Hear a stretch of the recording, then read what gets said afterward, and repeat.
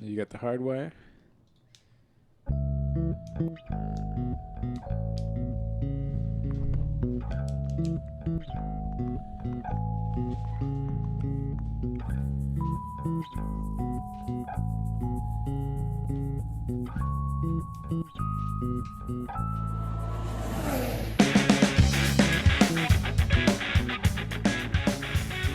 Server unreachable. Uh-oh. The internet just died. Hello, We're everybody. back though. Flat out fever. You hardwired, right? I'm hardwired. Yeah, we're good to go. This our stream. Are we good? Are we live? We're good. We're live. No drop frames. Wicked. Yeah. How do I turn up these cans? Uh, I can't hear anything in my ears. Can you Test. Yeah, that's good. Can That's you good. turn mine down a little bit? Sorry, guys. Sorry, everybody. Everybody, it's Flat Out Fever Formula 1 podcast, episode 70. What are we on now? 71. 71. Look at that. I insisted on switching seats today, so I Yeah. fucked up everything. Yeah. Jeez. You broke Javier's little mic thing. A little. Oh, whatever. I was already broken. Yeah, it's pretty working. I know how Javier manhandles his microphone. Oh yeah. Show who's boss. Hey, guys. Hey. So, guys, so many news. We might not even get to cover everything that just has happened. And from last week to today, so much. It's like they were like waiting for the summer break to like. They're like, oh, okay, we know that there's gonna be 4 weeks ahead of like not much going on. So here you go. Yeah. Floodgates of news coming from Just every direction. dump it on us. Yeah, except from the track. That was another rather boring race. Was it a snooze fest? No, I wouldn't call it a snooze fest. I wouldn't say it was a snooze fest, but it wasn't like a all-night jam either. Yeah. But we have another Lewis Hamilton win. From Yep. from Yep. second position and then He's actually now, I think, 2 races behind the second most races of all time. yeah. For Raced that. or first places? One. Oh, One. wow. He's got 49, and I believe it's Prost, right? Has 51. I'm not Alain sure. Prost? No, I think so. I think Schumacher. Schumacher's got the most. I think Schumacher's got 91, I think. He's got a lot of wins. Yeah. He's got a while to catch Schumacher. Oh, yeah. Look, see if you can find it quick. No. I'm pretty sure that's the numbers though. He's also. They were saying I think on free practice, in the first or second practice, this was the first or second time ever that they've had 4 Grand Prix in one calendar month. Within Oh, 1 right, month. yeah. Wow. Ever. And apparently the second time is going to be this year as well. But the broadcasters were complaining a little bit, like there's a lot of traveling. I haven't been home in a month. I haven't seen my kids. Everybody seemed like kind of tired and like at the end like was like wow, like let's just fucking go home. That fact allowed Lewis Hamilton to be the first driver ever to win 4 races in a calendar month as well. Oh, look at all these new things he's getting. Yeah. The record-breaking kid, and now he's headed crucially to the summer with a pretty big Nice points lead. advantage. Yeah. Yeah, what is... 19, I think. 19 points. Yeah, ahead of which is like not unsurmountable if we think like if you want to be like take things like fully in perspective. We know that further down the line in just a little bit, Lewis is gonna be taking some penalties for the engine because we're barely only over half the season and he's already used like his maximum for certain components. Oh, Mercedes okay. is trying to say he's only going to use 1 though. That he's only going to use 1 more. We'll see. We'll see.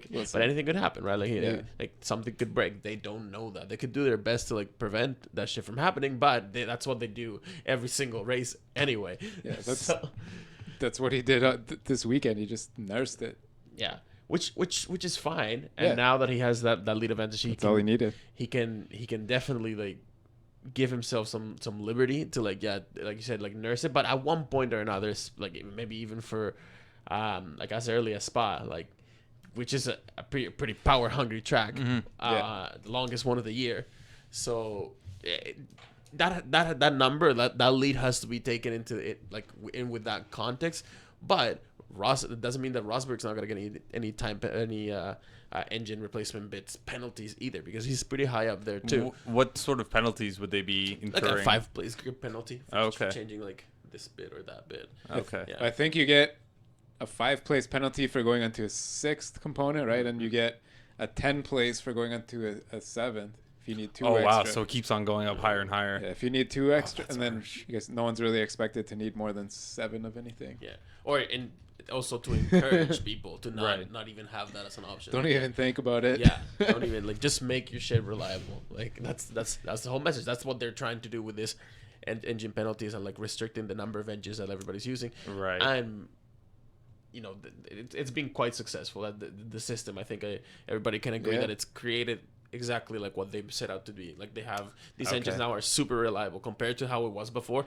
Man, before they were like blowing like an engine a race, like that. Yeah. And the only the teams that could afford to do that were the winning teams. Ferrari, for example. Into the 90s, they were using 3 engines a weekend. Yes. So you bring 1 engine for practice, 1 engine for qualifying, and 1 engine for racing.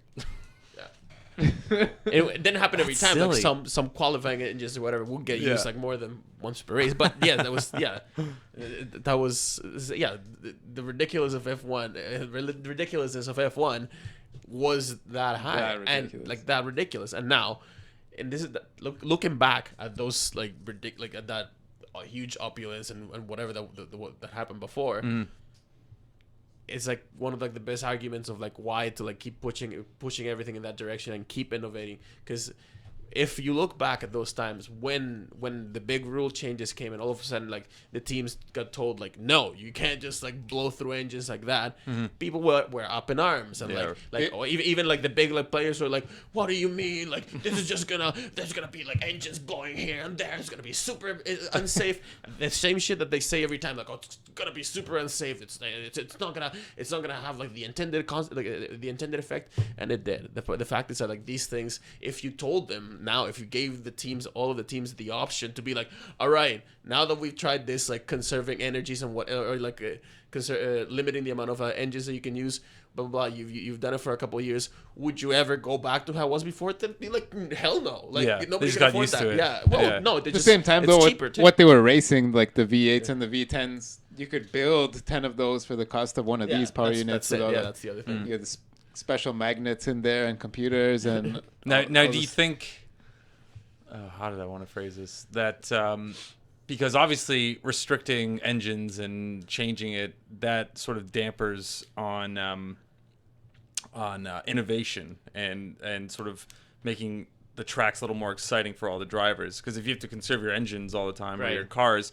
obviously you're going to drive a little more conservatively, and therefore it being less exciting. But then like that's maybe typically how it starts, but right now we have well, at least like what it has created for sure has been a dominance of Mercedes, right, which is, I mean, some people could argue either way whether that's a good thing or a bad thing. Up until this year though, they've done the best, but they're behind right now. Yeah, I mean, it seems like they're doing well, but most people don't realize they're gonna have to replace few things. That's the thing, because further down the line, like if you like stabilize those rules for long enough, then the other the idea goes that other teams will catch up, other engine manufacturers will catch up and will start innovating, and eventually have a situation like this, like where this year, for example, even like a team with a different engine than the Mercedes actually challenging for wins, and actually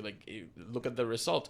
Only the first 2 cars that finished the German Grand Prix had Mercedes engines. You had to go all the way down to 7 to find another Mercedes engine. Remember the race before, we had in the top 9 cars was 6 different engines or something like that, whatever that was. There's no 6 different engines. Yeah, there are. Last year's Ferrari engine is not the same as this year's Ferrari engine. But the Tag Heuer is not a different engine either. Yeah, but Renault wasn't one of those. Yeah, but we counted that one. Whatever it was. Anyway. Go back and look at it. It's too late to argue.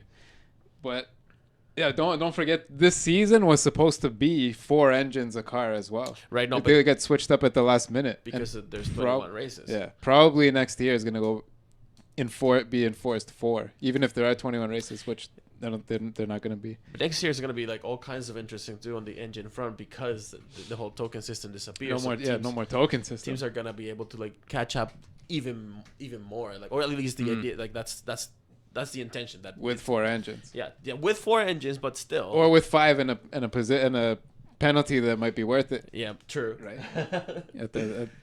Who knows? Back to the German Grand Prix though. Yeah, you guys have to tell me about it. I was away at Oshiaga Music Festival. Music that? festival. It was insane. It happens like Tell the people it's at the circuit. It's on the. circuit Well, you- it's not on the Circuit Island. It's on the Jean Drapeau. Oh, okay, that's true. But it's pretty close. But, It's where we very, would get very off the subway, or yeah. sort of. It Not is. that we Yeah. took the subway.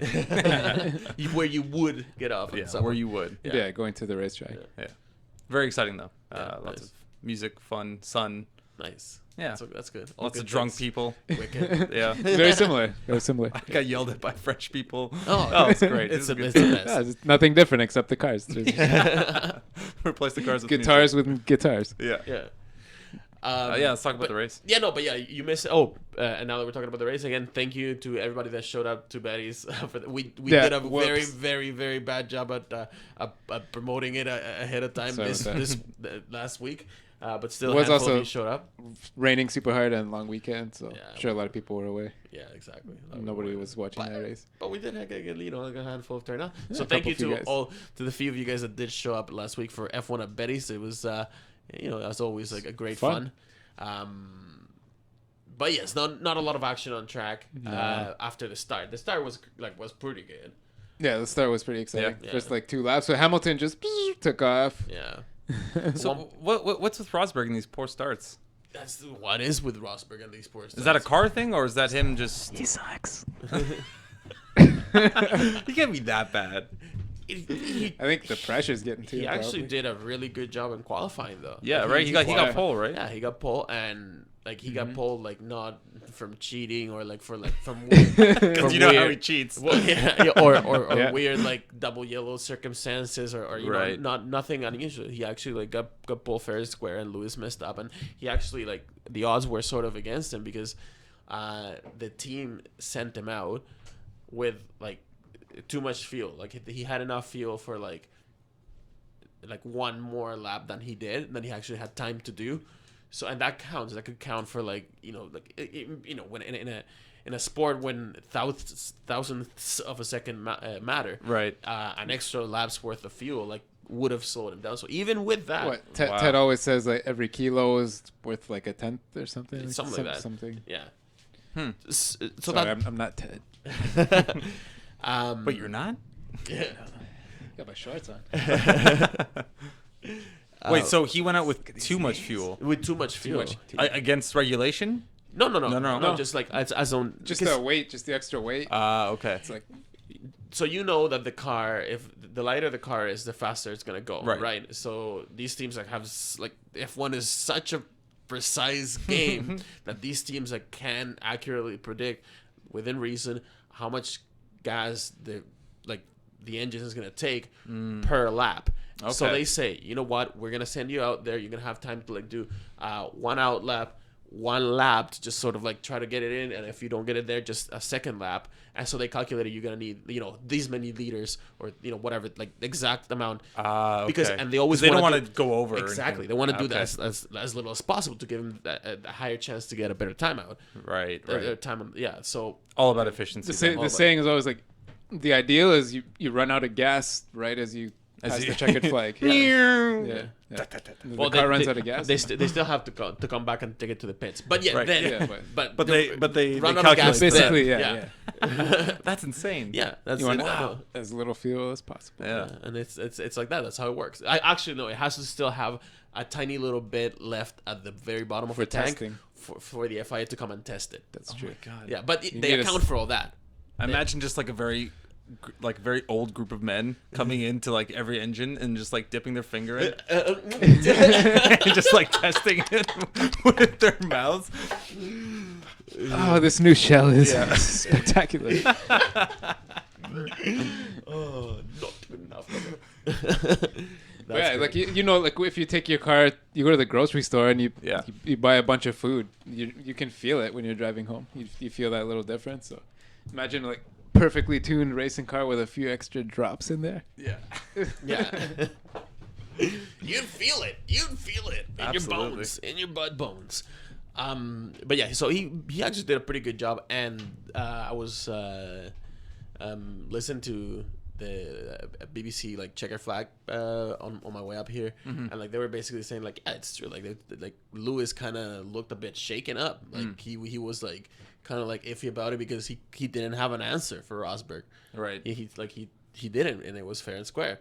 So Lewis was kind of like on the fence, but apparently one thing that he did is then for the race, he like spent like he watched what the GP2 guys did during their start to kind of see like, hey, like I'm gonna try and see like what kind of line like is working for some people and what kind of line is not working. Interesting. So Cool. he apparently like he's like sometimes like he's like with these things as always, like you never know what's actually gonna happen during the start of the race. Like it's difficult to predict, and sometimes you try to do something and it never works out.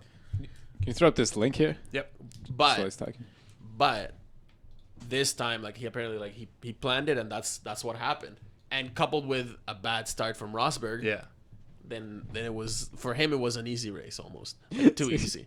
I missed this in the broadcast, but this was right as the anthem started playing here. This picture.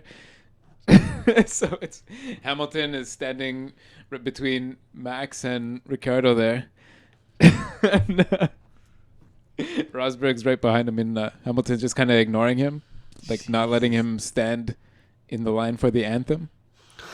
Oh, he's just like trying to push himself in. Yeah. Because Yeah, they all like if you look at So that the- red carpet that they're standing on, it has like little labels, and they're supposed to like stand where the little label If you is. scroll down, well, it's cropped off. But yeah, they're lined up, I guess. But look at these two guys; they're obviously aware of what's happening. They're Yeah, both they're kind of like covering their heads, like, oh, this is kind of really awkward. Hamilton's just got his headphones in there. Are they even plugged into anything? I guess not. No. I guess that's his driving headphones, I guess. Yeah. Once you slobber all over those though and stick them in your ears, you don't want to pull them back out again. Can't But imagine you these, hear a these lot. two guys, it's nonstop. Like They're just like fucking with each other, like in This- very creative ways. It's You can see- interesting.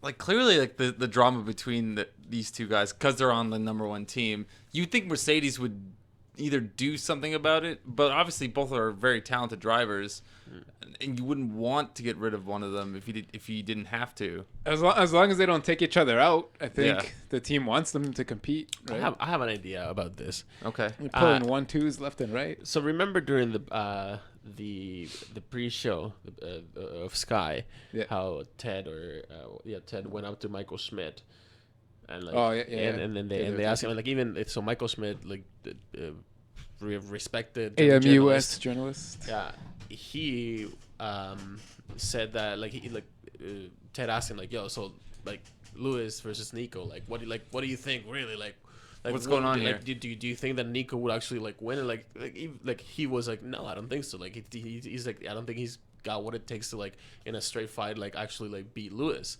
right? Wow. That's what he said basically.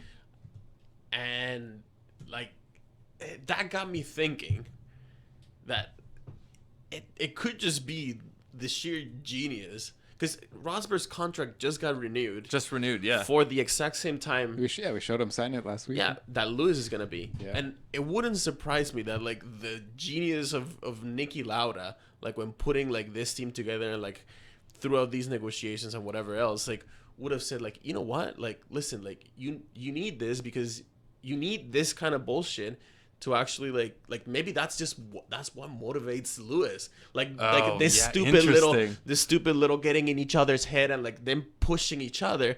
Maybe like that's what produces the championship, Right. not putting Lewis with like a teammate that would stimulate him like mentally and that they'd be great friends. Right. Maybe Loud knows that unless Lewis is being like fucking with a prick, paired with a prick all the time that he hates, he's not gonna perform well. Right. Oh yeah, maybe. Okay. I see. Toto Wolff said it last week that he said maybe it would be better if their contracts ended on the same day. Yeah. Well, they're gonna year. They're gonna make Lewis Hamilton bald again. With all this stress. He'll just go and get more implants. Don't worry about it. Yeah. But yeah, this was. I mean, it's funny that this is what's going on. But this very may very well be what he what he needs. I wouldn't be surprised. I mean, this. He's pushed mad people off track now. He's Yeah. done it over and over and over again. Wait, Hamilton or Rosberg. He did it Rosberg. again this weekend. He Did got a he penalty. He got a 5-second penalty for pushing Verstappen off. That cost at him. the hairpin. That cost him a second place. That's what gave Yeah. Lewis the 19 points. wow, Yeah, that cost the team the 1-2. wow. Lauda admitted afterwards he thought it was fair.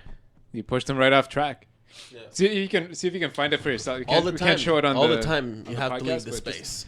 Yeah. I'll check it out. Yeah, he pushed him off at the hairpin, pushed him right outside, and You could see it even on the onboard that like he had no intention of like leaving him room. He didn't. no, like, yeah, he pushed him right up, right up. And then he lied about it after the race again. He said that he was turning to the maximum and there's nothing else he could do and all this bullshit. I think he just like maybe he just doesn't like Max Verstappen very much. If you think about it, before Max Verstappen won the Spanish Grand Prix earlier this year, it had been all wins for Rosberg except one. Like, you know, so all wins for except one. And now since Spain, it's been all wins for Lewis except one. That's what I was gonna say earlier. This is also, like I said, this is the first time that someone won 4 races in a month. He's got 4 in a row. Yeah. This is also the first time 2 drivers have got 4 races in a row. And I think Rosberg actually has 5 this year. What?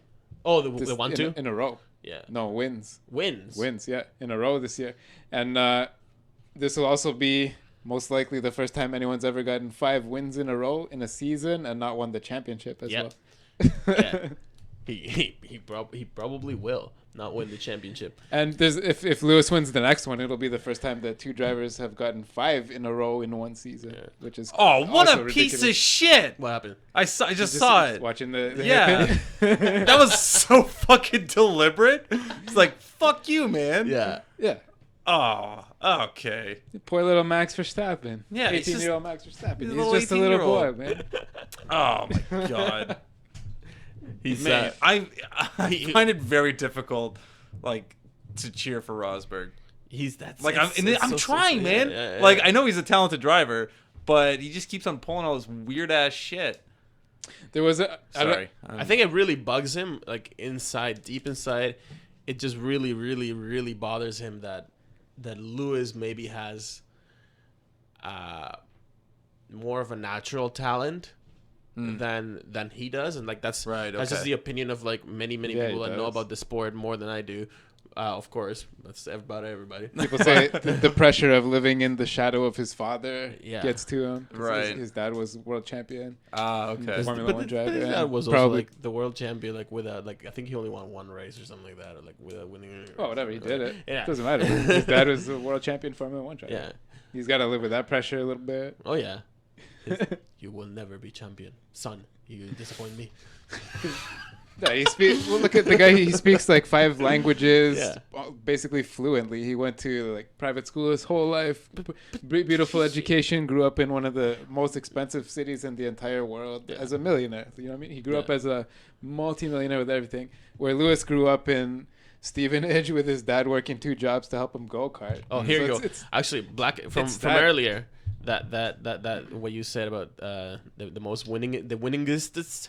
We're talking about Senna 41 wins, Vettel 42, Prost 51, Schumacher 91. Prost 51. Yeah. So Hamilton's at 49 now. Yeah. So he's two behind second of all time. Yeah. Yeah, I was right. So there you Thanks, go. Black Inferno 99, and thanks for listening. Yeah, so that was right. 2 away from second most of all time, Yeah. and then 1 more after that, and he's the winning it or no, The secondest. the secondest, the secondest, The secondest. the secondest most. So It's gonna take a while, a few more seasons to be. was that the sort of the big drama in the race then? That's This one of the weekend? definitely like one of them.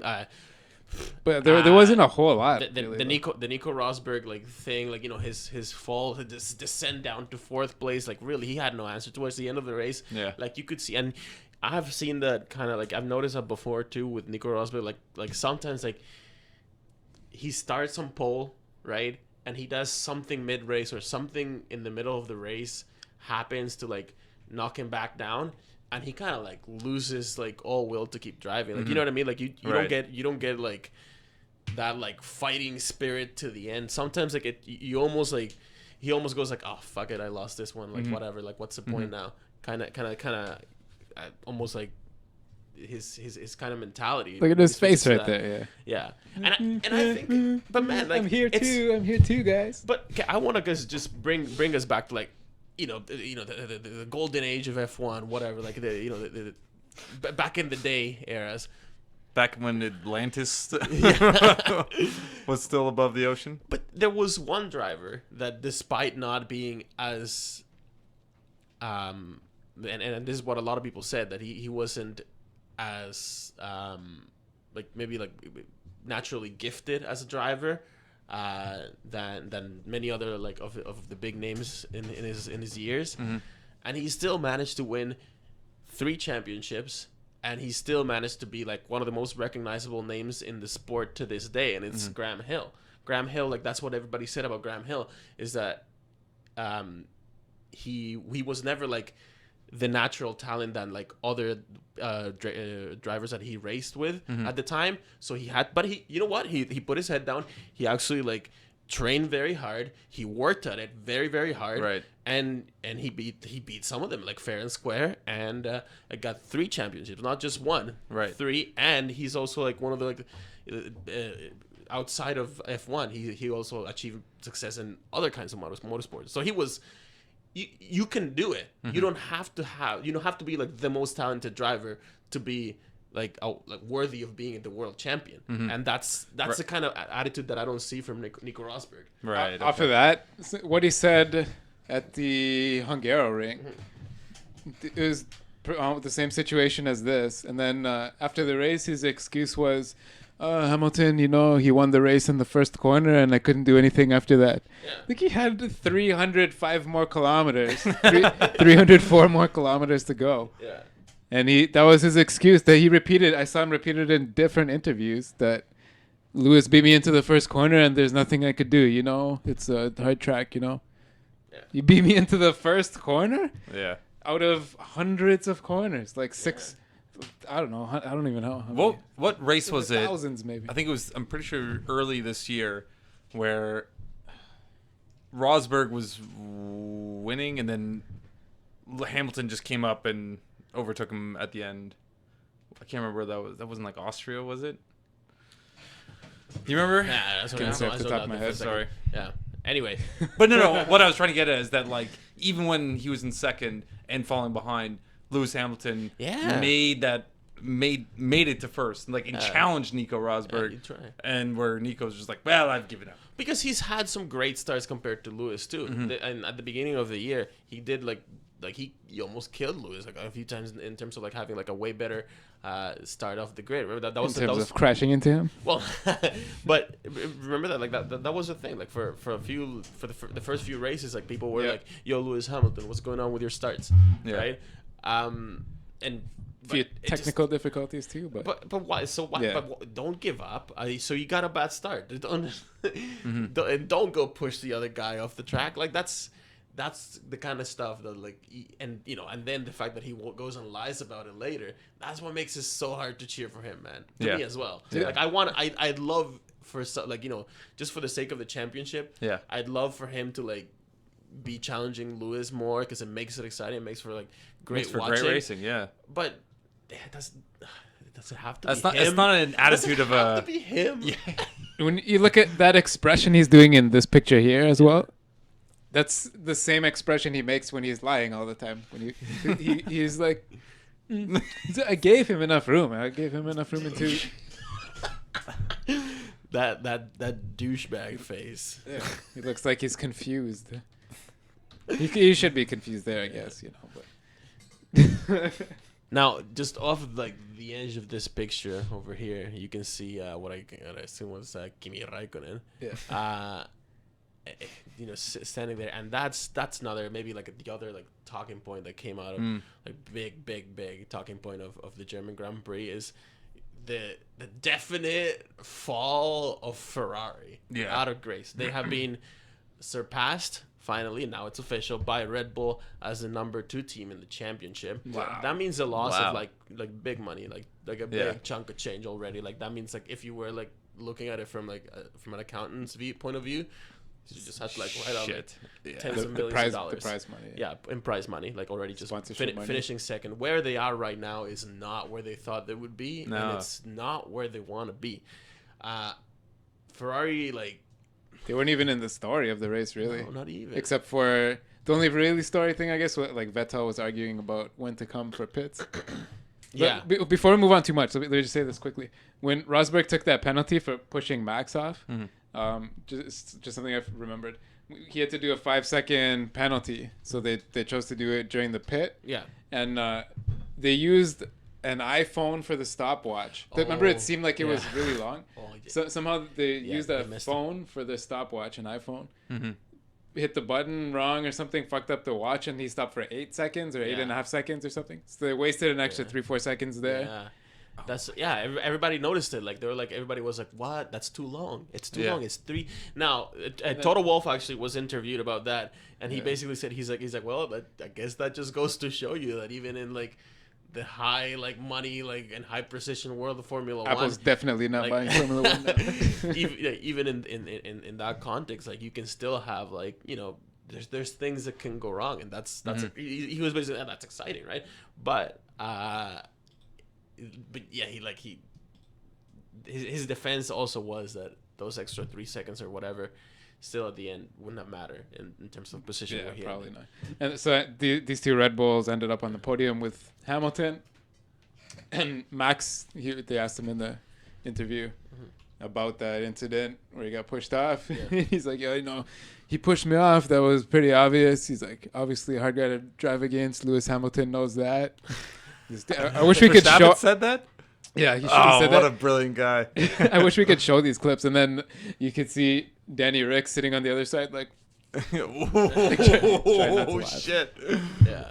But Ferrari was not in the picture, really. Not in the picture at all, and it's a sad story because I mentioned it before. They went into Hungary last year as like the triumphant new resurgent Ferrari, the ones that are surely in 2016 gonna bring the fight up to Mercedes. Mercedes better watch out. Yeah, like, but it's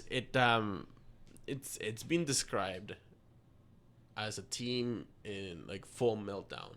Oh wow! Now. Yeah, wow! It's James Allison. And so James Allison, their chief technical guy, he was brought to Ferrari from Lotus, where he did a really good job when Kimi Räikkönen came back to F1 and they were winning races and they were like competing up with the big boys, and he was brought back to Ferrari because the thing is that he actually worked years earlier as like not a like huge management engineering position, but in an important engineering role here or there.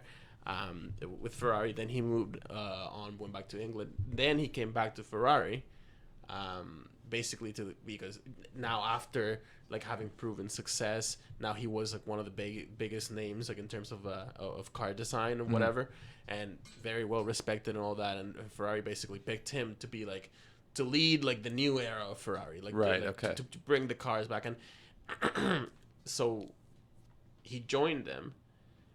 And when the year that he joined them, he couldn't have done much to to influence his car, right? To influence the because it's with these things like you jump in and like the car's already like being developed, and in fact next year's car has already like been started in development. So the next year after, which was last year, the car still had some elements from like the previous team of designers. The car was only like sort of half like with the James Allison direction, and then the rumor, and because it was so successful, even with not having the full James Allison experience last year, with 3 wins, remember Vettel won 3 times last year.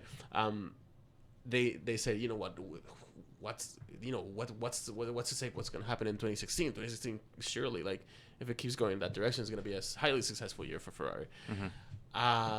But then it wasn't. And you could argue that very successfully that it's because James Allison was a bit distracted It was very something very terrible that happened with his wife that unexpectedly died, and she lives in the United Kingdom. So now, another one of the stories that came out from the weekend is that by mutual agreement, James Allison decided to, or James Allison and Ferrari decided They agreed to let him go. Yeah, they decided to part ways, effective immediately, and they promoted one of like their engineering guys, like power unit side engineers, to be the chief technical guy. This guy, Matteo Binotto.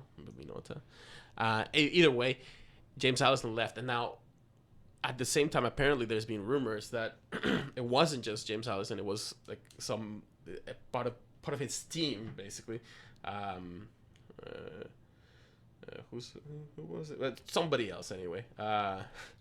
This weekend, though, Arriva Bene admitted that Ferrari hasn't made basically any aerodynamic upgrades since Spain, since the Spanish Grand Prix in Barcelona.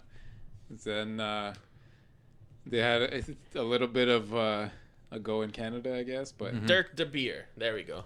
That was the another team's guy who left. chief aerodynamicist.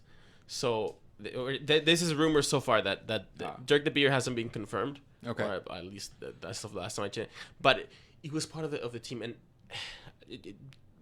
Joe Sayward in his blog points out that if you think about it, that departure is not just like it's bad, man. It's really bad. No, like in recent times, like nobody has really like done that like mid-season, just like completely like clean break like that, because it takes time to form a new team with a new direction. Like the same time that James Allison, like I told you, like he joined 1 year, then by the next year he could only influence the direction of the car a little bit, and then getting let go halfway through. Now they basically they have set themselves back 3 years down the development chain in the 3 very, very crucial years that are coming up, 2017 and 2018 and 2019. Like that's we're talking about even if they start now to like immediately try to like find new people and like construct like a new solution or whatever, and like figure out what's going on, what are we gonna do.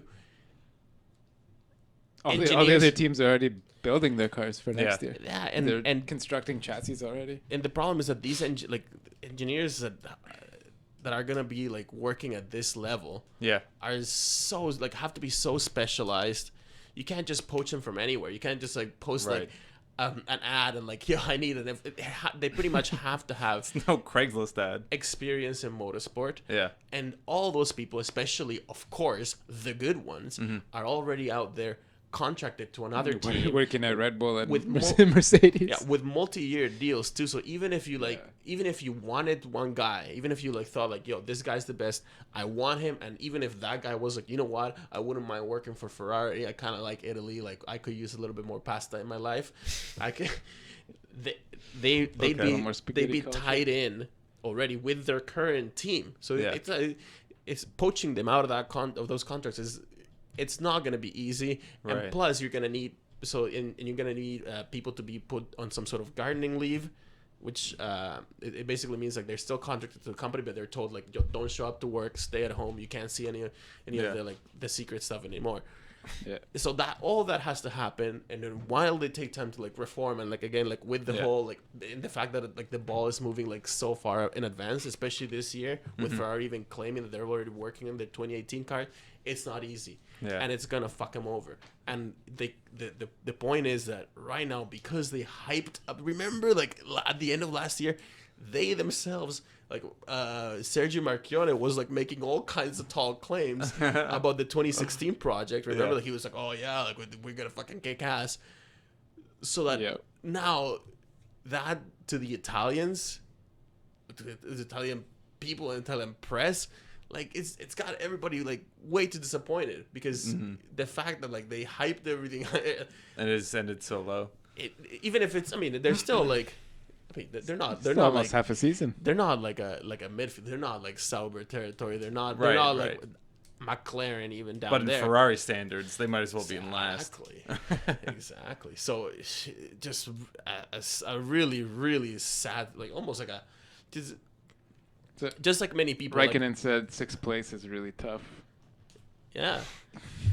It is for a championship winning guy. For like you see Seb Vettel, like, yeah, getting all uppity on the radio. Yeah. And remember when What are we doing here? Honestly, Yeah. That's Remember pretty what are good. we even doing here? when did he start doing that at Red Bull? Basically on his last year there, when he wasn't happy. So Yeah. is he now no longer happy? Is he seeing now what Fernando Alonso was talking about? Who knows, man? But Ferrari is in not a good position, and it's gonna take him a while to get out of this slump, because they are like, they're also such a passionate team Yeah. that something like this is gonna, like, it's gonna bring everybody down, and it's gonna take him a while probably to like regroup and, like, you know, because when they were winning, for example, in the early 2000s, like, it kind of was like a case of like success breeding success, and the team like being super happy and like having that passion for racing, and then, like, you know, it motivated everybody to work a little harder at it because they were winning, because they were chasing for the championship. That's what Ferrari like wants to be able to do. So when they don't get that, and then go back to Maranello, then go back to Italy and have huge pressure from their from everybody else, coming from the media, coming from, like, you know, the people of Italy, it's got to be at least distracting, at most like demoralizing, and, you know, you just want to not even, you know, want to give up. They should just give up. Well, so and that's what some people are saying, but this is apparently like one of like the most far-fetched rumors out there. But there is talk that Ferrari might even like drop, like, that could be considering dropping out of the sport altogether in 2018. Because I mean, I think that's only like, Because they're a public company now. yeah, you could only probably consider that a realistic thing only because maybe like they're so far, like they're so deep into the 2018 year, then that's the earliest credible year that they could leave. But I don't know. I don't give. I mean, I wouldn't go around and like saying that Ferrari is gonna leave, but that's how ridiculous like their pressure has, like, you know, has gotten, right? Wow. Wow. Oh well. Come on, I mean, everybody wants to see a Ferrari, like, No, I don't care that much. Come on. Everybody likes the look of the red cars, like, going around, and like you want a strong Ferrari just to bring a little bit of flavor to the sport, you know? A little bit, but not that much. Not that much. A little bit. Did you know? Okay, actually, Yeah, I like to see them compete a little more competition, but whatever. one of the things that they were saying too is that you know how like the limits, the radio ban or whatever was lifted, Yeah. is that Ferrari was like communicating back and forth so much that they basically they were giving away vital information over radio that Mercedes like could have taken, and all the rivals could have taken advantage of, and more likely did. Probably did. Yeah. That's what I said at the start of the weekend. They're just going to be nonstop chatterboxing the whole weekend. I heard, I think this maybe FP1 or FP2, they were talking to Danny Rick right after it, and he said, you know, he was happy, blah, blah, the radio's opened up, but it would be really cool if you could even get just one per race radio comm to another driver. Right? Yeah. You see what I'm saying? I think he's maybe been listening too. That's what I've been saying. If you get in DRS range, you could talk to the guy in front of you, talk to the guy behind you. Why not? Get the fuck out of my way. Vettel could yell right at Gutierrez. Hamilton wouldn't have to flip fingers. He could just tell him to go fuck himself. Danny Rick was getting pissed again for blue flags. Same guy. Yeah. This race, yeah. Took him more than a lap to get out of the way again. What? But did you? I don't know. We were talking a lot when we watched the race, but Yeah. I didn't really know. Whatever. I don't know. I've just been used to the no radios, I guess. Maybe he's going to take a race or two for the broadcasters to get on top of organizing all the radios. Yeah. And trying to actually catching the good messages. And, I don't know. possibly. The other thing though that changed was the lifting on the track limits. Yeah. And that was like the They kind of relaxation. flip-flopped in a bit, but we were talking when we watched like the pre-show or whatever for qualifying, and the interviews with like numerous people like Oh my God. Christian Horner and Toto Wolff. Both made me angry. And Alex Verse made me angry talking about the Halo, but Yeah, that as well. honestly, okay, so Martin Brundle. Can you pull up our Twitter? Just while we're talking about this. Yeah, Martin Brundle pointed out, or like he said, like he was basically like, yo, I think that there's something else at play here, and I'm not one for conspiracy. No, I mean, but he said something like, yeah, like it seems like they were talking like they were saying very similar things.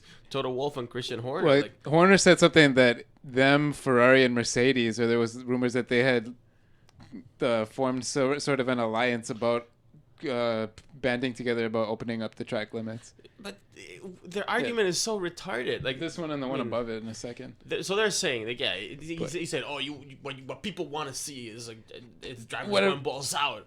No matter which Horner was saying, no matter what the line is, Horner was arguing with Martin Brundle, and here Toto Wolff was arguing with Damon Hill. They were both basically saying the same thing. Here, I put the quote on Twitter. The Toto Wolff was saying, "This is racing. There should be balls out. There should be flat outs there." And then they showed him. This is actually afterwards. This clip below. They showed this to Toto Wolff. This Ferrari going clearly outside the track. Mm-hmm. And this was his quote. They said, Simon asked him, Simon Lazenby, what do you think about this line that this Ferrari's taking around the first corner here? And he said, absolutely amazing. That's the line. This is how you should drive. You can even go further out. And then this is Simon Lazenby going, right, okay. And then switched to another segment. Yeah. They switched right away from that because Sky doesn't want to promote that, I don't think. No, because what's the point of having the lines? It's so unpopular. And like I like Brundle's. He's saying no. Let's drive in a parking lot then. We don't need lines. But listen, he's saying he's making a ridiculous claim that he's like, oh, what the fans want to see is this. And no, they don't. Nobody ever. We never said that. Like nobody.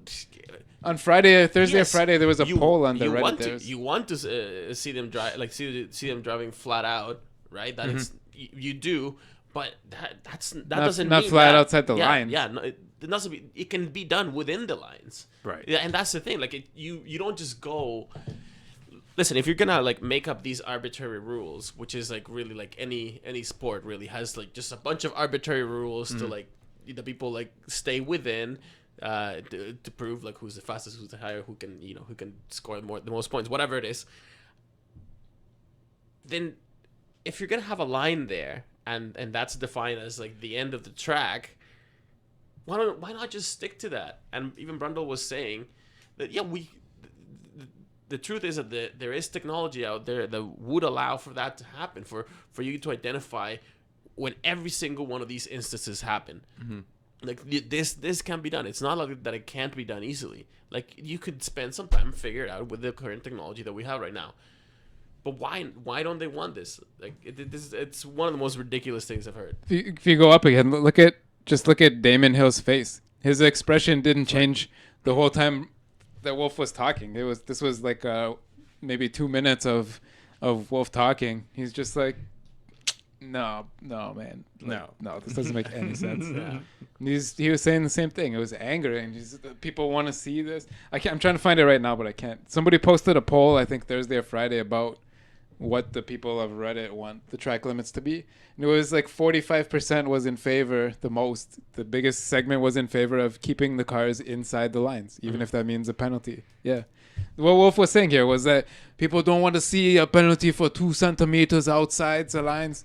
Yeah, they do. That's what the lines are painted there for. That's the fucking edge of the track. Yeah. They used to be grass. Now it's too dangerous or whatever because exactly. motorcycles can't fall down on grass. So it was all right. So there was a natural deterrent, right? There was a natural penalty in some of these, especially the older tracks before, for stepping out of the line. You did something stupid and you stepped out of the line. And then you went to the grass. You slipped all over the place, or gravel, or whatever wasn't there before. In some tracks, still.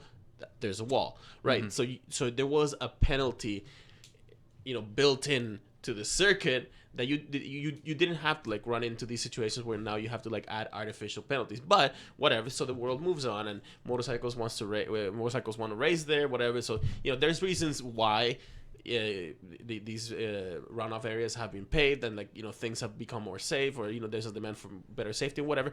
That's fine, and nobody wants to nobody wants to go against that. But then, if what you added to the track to like make it safer now has become the track, why don't you just the logical thing is like, not. okay, enforce track limits, award penalty points of in some way, because there isn't a natural deterrent there anymore, so you have to put in an artificial one and just go in and do it. Like that's that. Why doesn't that make sense to buddy over here? Yeah, Vettel's quote after this was that he doesn't like it either. That but he said that natural deterrents are the best, like the sausage curbs, walls, grass, those type of things. Baguettes. But those Yeah, baguettes. Yeah. Teams also themselves don't like that, because some of those things destroy cars, and nobody wants to break their car, right? Like, so if Then you shouldn't crash it. Exactly. Yeah, you don't want to crash your car. Yeah. There is an argument to be made there, though, like in favor of like the smaller teams that are trying to save money with with everything that they can. And if you do have like if the deterrent of the track is something that could potentially damage your car, then they're I think they're right to at least like say like, listen, can we just try to like find another solution, right? Like please. Please. In which case, if that means more policing, like then do it. Like just buckle up and do it. What the hell is the FIA doing with all that money that they agreed to like take from F1 every year, starting like a couple of years back? When they increase like the entry fee from all the teams, and the FIA is getting a lot more money now per year for Formula 1 and the teams than they used to. Like it increased dramatically one year from one year to the next. I forgot which year that was, but it was recently, within the last handful of years. Yeah, I don't want to guess. I'm not sure exactly, but yeah. So anyway, why couldn't they just put some of that money back into researching and develop solutions to better do what it is that they're supposed to be doing, which is like controlling and enforcing governance of this sport? Yeah. These are grade 1 circuits. They're all paying mad money for that designation and permission to host races, etc. Yeah. What about this Halo business? The other day. What Halo business? Yeah, what Halo business? No more. Is it all done? Well, it's not happening in 2017. Some sort of cockpit protection. Now, they haven't said the Halo. They said some sort of cockpit protection. I kind of think it's not happening because F1's not sold yet. We're going to talk about that today, too. Yeah, we're going to get a few more rumors. We're going to get into the sell There's a bit more media rumors than Apple this week. Yeah. But F1's not sold yet, and you want a good image if you want to sell it. You don't want ugly cars. Like, you don't want to make them ugly. Yeah. Flip-flop toe strap on your front of your car there. Yeah. That little sandal. But before even getting to that, for sure, that could be one of the angles. Another angle that like the teams have been saying, which it's also right. I think so. Like I think it's very right. That it hasn't been tested enough. It has, before introducing something like as monumental as that, because you're talking about adding like so much extra weight to the car. So the teams like, if they're gonna actually like start designing for like something like that, that's actually gonna slow the cars down. So number one, it's gonna slow the cars down because it's so much heavier, and it's gonna interfere with all kinds of aerodynamics. So the teams have to like really massively redesign their design philosophy has to change to accommodate for that Halo. Before like even getting into that and like spending all that money and time, like wasting all that time redeveloping and redesigning for the Halo. You want to make sure that it's actually going to work and it's actually not going to create more problems than it solves. And I think that's a crucial argument. Or attempting to solve. Yeah, exactly. Yeah. And they just simply don't know that. And you, as smart as you think that you are, you always have to account for the unknown unknowns. Right. Like there's just things that you don't know about anything. You can try to hedge for it. Yeah.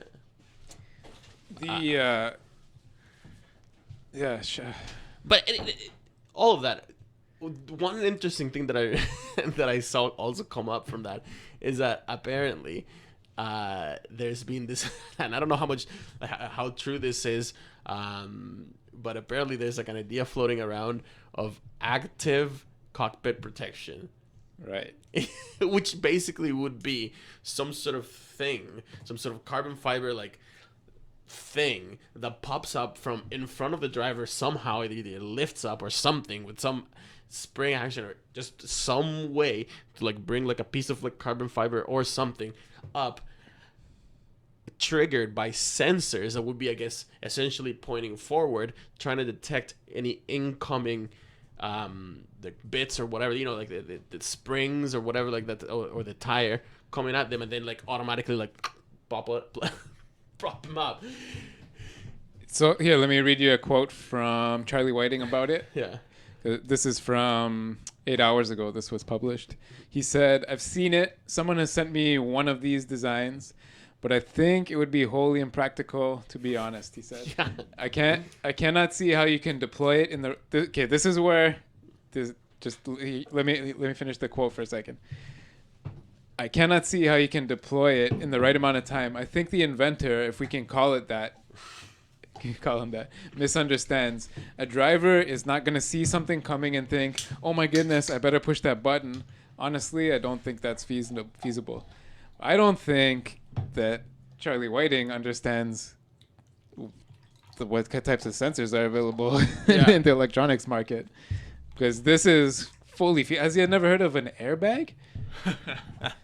Yeah, those open up in like 0.015 of a second or something when you hit a wall, and save people's lives. This is basically an airbag, but the trigger would probably be something like supersonic or something. Yeah. You know, some sort of version of like a radar or something like that would detect, or like, probably a lidar. Yeah. Something like what's being used on self-driving cars right now. They see stuff.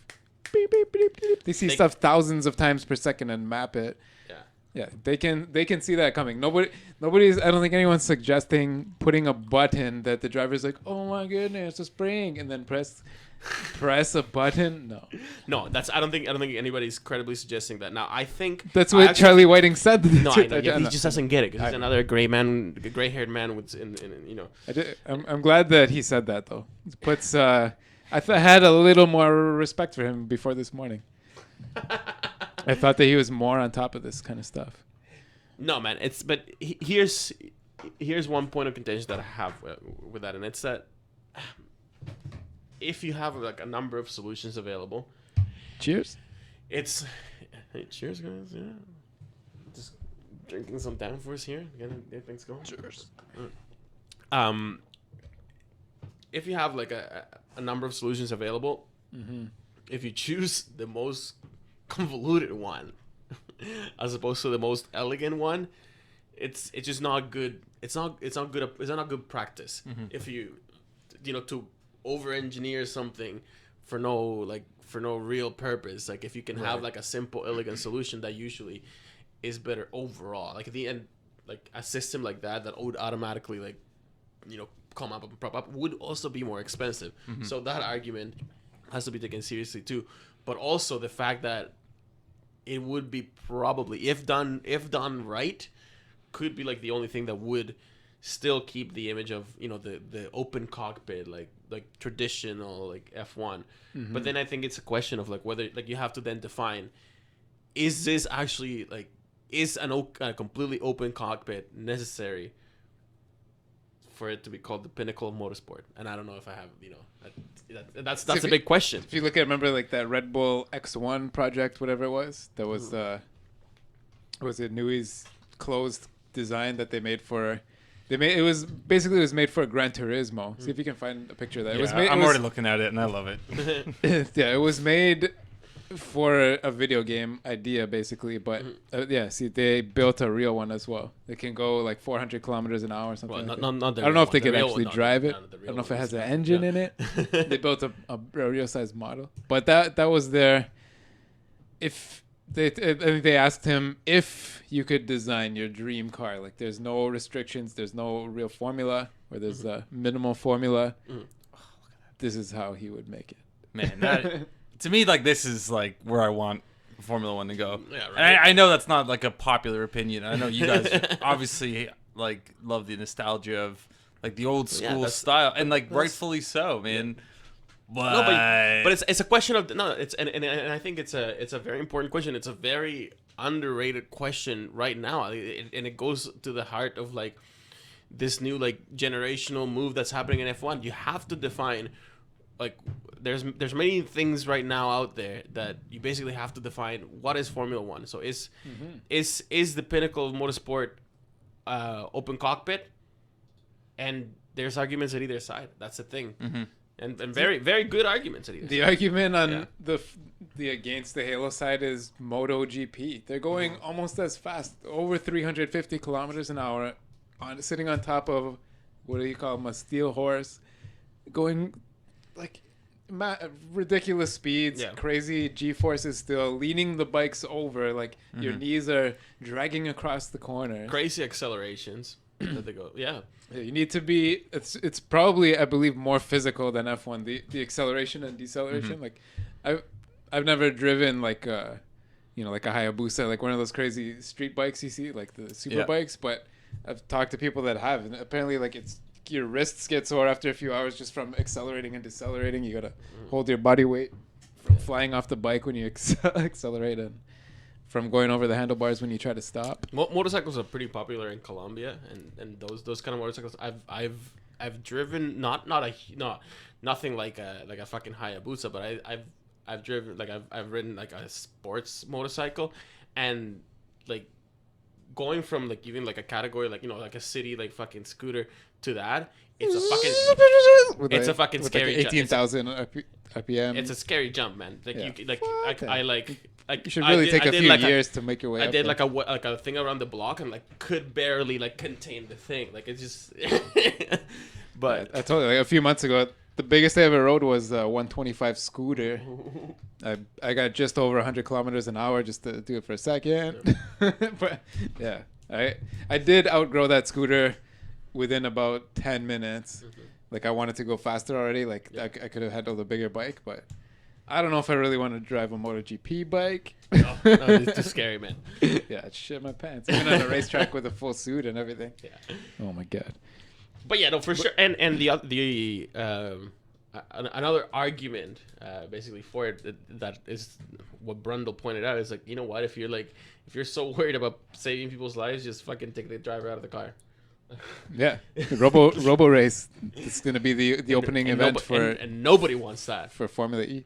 No. I want to see it. I want to check it out, but not I don't want to see it as the pinnacle pinnacle of of motorsport. Exactly. I want to see it as a It's a badass competition. Yeah. Still, it's gonna be fun to watch. Yeah. But yeah, I don't want to see the top racing of the world without drivers. Yeah, because That's not the same. I want to see racing without drivers. Because it's that sense of relating to another human being going that fast, right? And if it wasn't in that. That's why, like, that was a bad example. Never mind. But, sort of like a point I want to get to. It's like in the future, say 50 years down the line, what's Formula One going to look like? And that's like a really important question. Yeah, it's important because the decisions we make now, not us, but, the people running the sport, that thing looks pretty fucking sweet. And in 50 years, like, is what we have right now going to look... The thing is that 50 years is a long time. Sorry, Formula One started as Formula One in 1950. That's 66 years. You see, there's been maybe 10, maybe pretty distinct formulae in between. Are we gonna see? I want to see loop-de-loops. but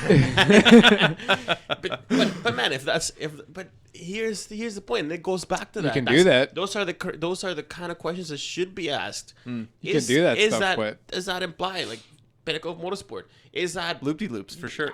You know what? I kind of agree with you. I think that like they should be pushing these cars what and I'm the saying drivers is like, to the absolute limit, and that's what it is. It should be F-Zero, drivers right? and the cars being pushed to the absolute limit. Now, Formula Zero. what is the car like? How do Bernie owns that. define the car? F-Zero. Let me say this though, because I don't want to talk about these Halos anymore. I'm so glad that we don't have to, probably for a while, at least until like version 3 comes out or whatever. But some of that news that came out on the weekend was a little premature, I think, because this is from 8 hours ago. Whiting said, "We asked all teams yesterday." So this was, I guess, yesterday. So Sunday. We asked all teams yesterday to look at the possibility of running a car at Spa and Monza and test out the Halo. But that was before the decision was taken to defer to 2018. Now I think we should look towards a structured plan that all teams run it at all tracks. My aim would be to get every driver to try it. Yeah. So that's what he said yesterday. So we're probably not even going to see it at Spa and Monza this year now. They're not going to do that. Well, they might, but who knows? They don't want to stir up. There's people nipping to buy Formula One. They don't want anyone to see this Halo anymore. As early as this or next week, apparently. I have one last point on that last topic. They gotta trump that. So trump the UFC sale from $4 billion. They gotta double it to $8. And I might have mentioned this in an earlier podcast, but sort of in that direction for Formula One, because when Formula One was first starting, to my knowledge, is that these cars looked like the future. Do you know what I mean? Like, Those as in, skinny like, cigarette-looking car. well, even cigar then, cars but with then they skinny kept on wheels. going. Aerodynamics, right? That was like, that was science. That was things coming in. No, actually, you know what? I think that that really actually came true maybe in the 70s when they started to add wings and make the cars like look very radical looking. Otherwise, I'll tell you this in a second because I tweeted this picture of the first ever car with wings a few weeks ago. Cars in the fifth, like, so the cars that Formula One started, where like you could like somebody could see like their normal road car and like relate a bit to it, and just you could understand just by looking at it that this was just the best car for racing that they could make at the time. Right. But at one point it did shift, that it didn't just started to look futuristic and look like, wings coming out of here. And then I think that reaches peak in 2008, when they just had like wings, just like let's put wings everywhere. Yeah. If anyone wants to see this picture, June 22nd on our Twitter, it was June 9th, 1968 at Spa. It was the first ever Grand Prix run with wings. Oh my God. And This is it's a picture of Bruce McLaren driving McLaren. But this with a obviously tiny little wing at the end back. Yeah. changed the tiny little wing, perception, and especially later on when like we realized like, oh, look at all this, it makes the cars look much different, but it also makes them go faster because we have the downforce. And now like this mentality was like looking into the future. It's like things are just gonna look much sleeker, much faster. Yeah. But when we use that, like when we go back in nostalgia, we're like, oh, let's go back to the good old days. But the good old days were looking forward. Exactly. Right? They were like, no, we gotta put more shit on pointing down on it. Yeah. You know what I mean? Yeah. And so I think we have to. That's a great mentality to have going into the future. It's like, no, let's not look back. Yeah. Because we did that already. Yes. Let's go forward Yes. and think about how this. And Yeah, it might not absolutely. be what everyone agrees upon, but it'll, because like. But they need the freedom, and this is what happened. Maybe the thing is that in the 60s, the rules and regulations were so relaxed that teams were allowed to try shit out. They were allowed to some teams showed up with two wings, like wing on top of wing. There were teams that had wings that were raised up all the way till they were basically in another story high. Like there were crazy things being tried out. And eventually some designs converged here or that way. But the point was that to be able to go look into the future, right, and peek at what might work, really get into the boundaries of the technology at the time, they needed more flexible regulation, which we don't have today. Right. That's super tight now. So that's why they want to look back and say oh, let's bring this back via adding more regulation. That's fucking one of the most asinine things that I've ever heard in my life. What you need to be doing is look back at how the regulations were back in the day, bring back the freedom, the technical freedom, even that though, to innovate. But even that, with sort of the state of Formula One being as it is now, right? It's definitely not as big as it once was, and therefore has less money in it. And now you have to, if you want to keep it competitive, unless you want the Red Bull, Ferrari, Mercedes. As great as that can be, it can be very, very exciting, but the bottom half, they can't really compete with that, right? And if it's up to the top teams to innovate, how are the other guys going to keep up, right? If you have softer regulations, it's obviously a very, very tricky situation in a minefield, social minefield to just off what you just said, what Bernie said at the start of this season. Remember he said, "I wouldn't take my family to a race, and all these cars. If you painted all these cars black, you couldn't tell them apart. Yeah. You couldn't tell which one was which if you painted them all the same color." He's kind of right. There's no reason for them to really look as similar as they do. Well, they do. Aside from the regulation, it says yeah. you can only make the wing this many centimeters by this many centimeters. Within this cross section has to be like this by this. Yeah, it's very constricting. This is actually one of the things that Adrian Newey was complaining about the most, is that it just seemed to be getting more and more and more constricting the way that you could design the car by the regulation, like by what was written in the letter of the law, was restricting the design of the cars, which don't really allow people to try stuff. But then teams sort of agree to kind of go with it, because an argument could be made that you, by like issuing like standard parts and right, having like standardization, things more regular, then you could cut some costs here and there. You can right, because now we have Mercedes selling engines, we have Ferrari selling their engines to other teams, we have Renault, right? But even in like just to think about the tires, for example, at one point in the 70s, there's a team that showed up with a car that had like six wheels and like two little ones at the front, or 4 little ones at the front that like did the steering, and 2 huge ones at the back. And those, like, no other team had like those tiny little ones. Yeah. The other teams had like different tire suppliers even, and they could like just like really customize the tires to each car pretty much. But at one point, that got unsustainable in terms of cost, and there was a call for to regulate that and clamp down. Okay, all right, let's calm down, guys. Yeah, and standardize that activity, and by like through standardization achieve cost efficiency. Right. Which I think that in as far as tires go, it worked. Fair enough. Yeah, it worked until the tire wars, and then it didn't work again. Now it works again. Yeah, now it works again. Exactly. But then you look at everything else that's in terms of especially like the aerodynamics and like the way that the cars have to look.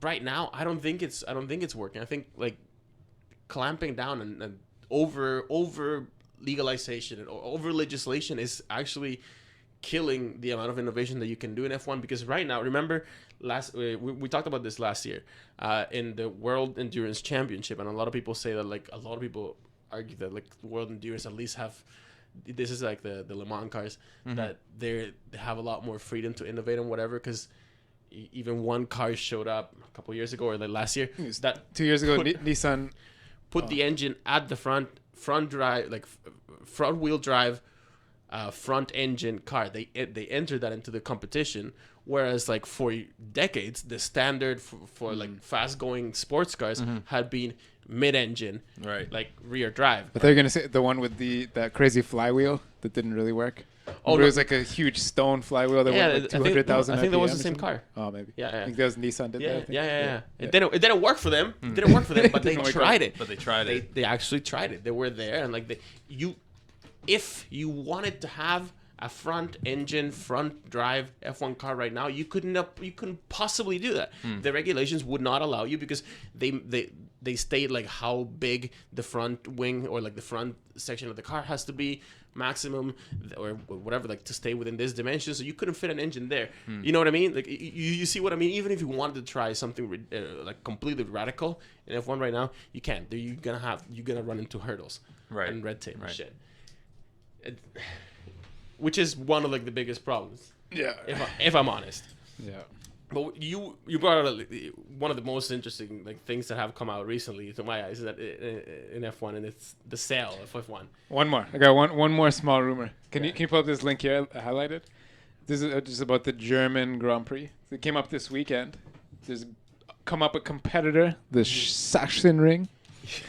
The Sachsenring. I actually put that link there too. Yeah, so this is the Sachsenring. It's in Germany, and it's come up as another alternative competitor to Hockenheim and the Nürburgring. As a venue for the German Grand Prix. As a venue, yeah.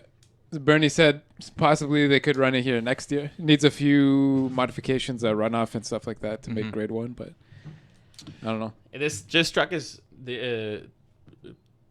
used right now for MotoGP. So that's where MotoGP goes when they go to for the German Grand Prix. Oh wow! And the thing about it is that it's kind of close. Like it's on the east side of Germany. Okay. It's eastern, and it's close enough to Poland that a ton of people from Poland actually come over and like watch the races there. I think last year's attendance of the MotoGP German race was in the 200,000s, which is a number that F1 could only dream of in Germany.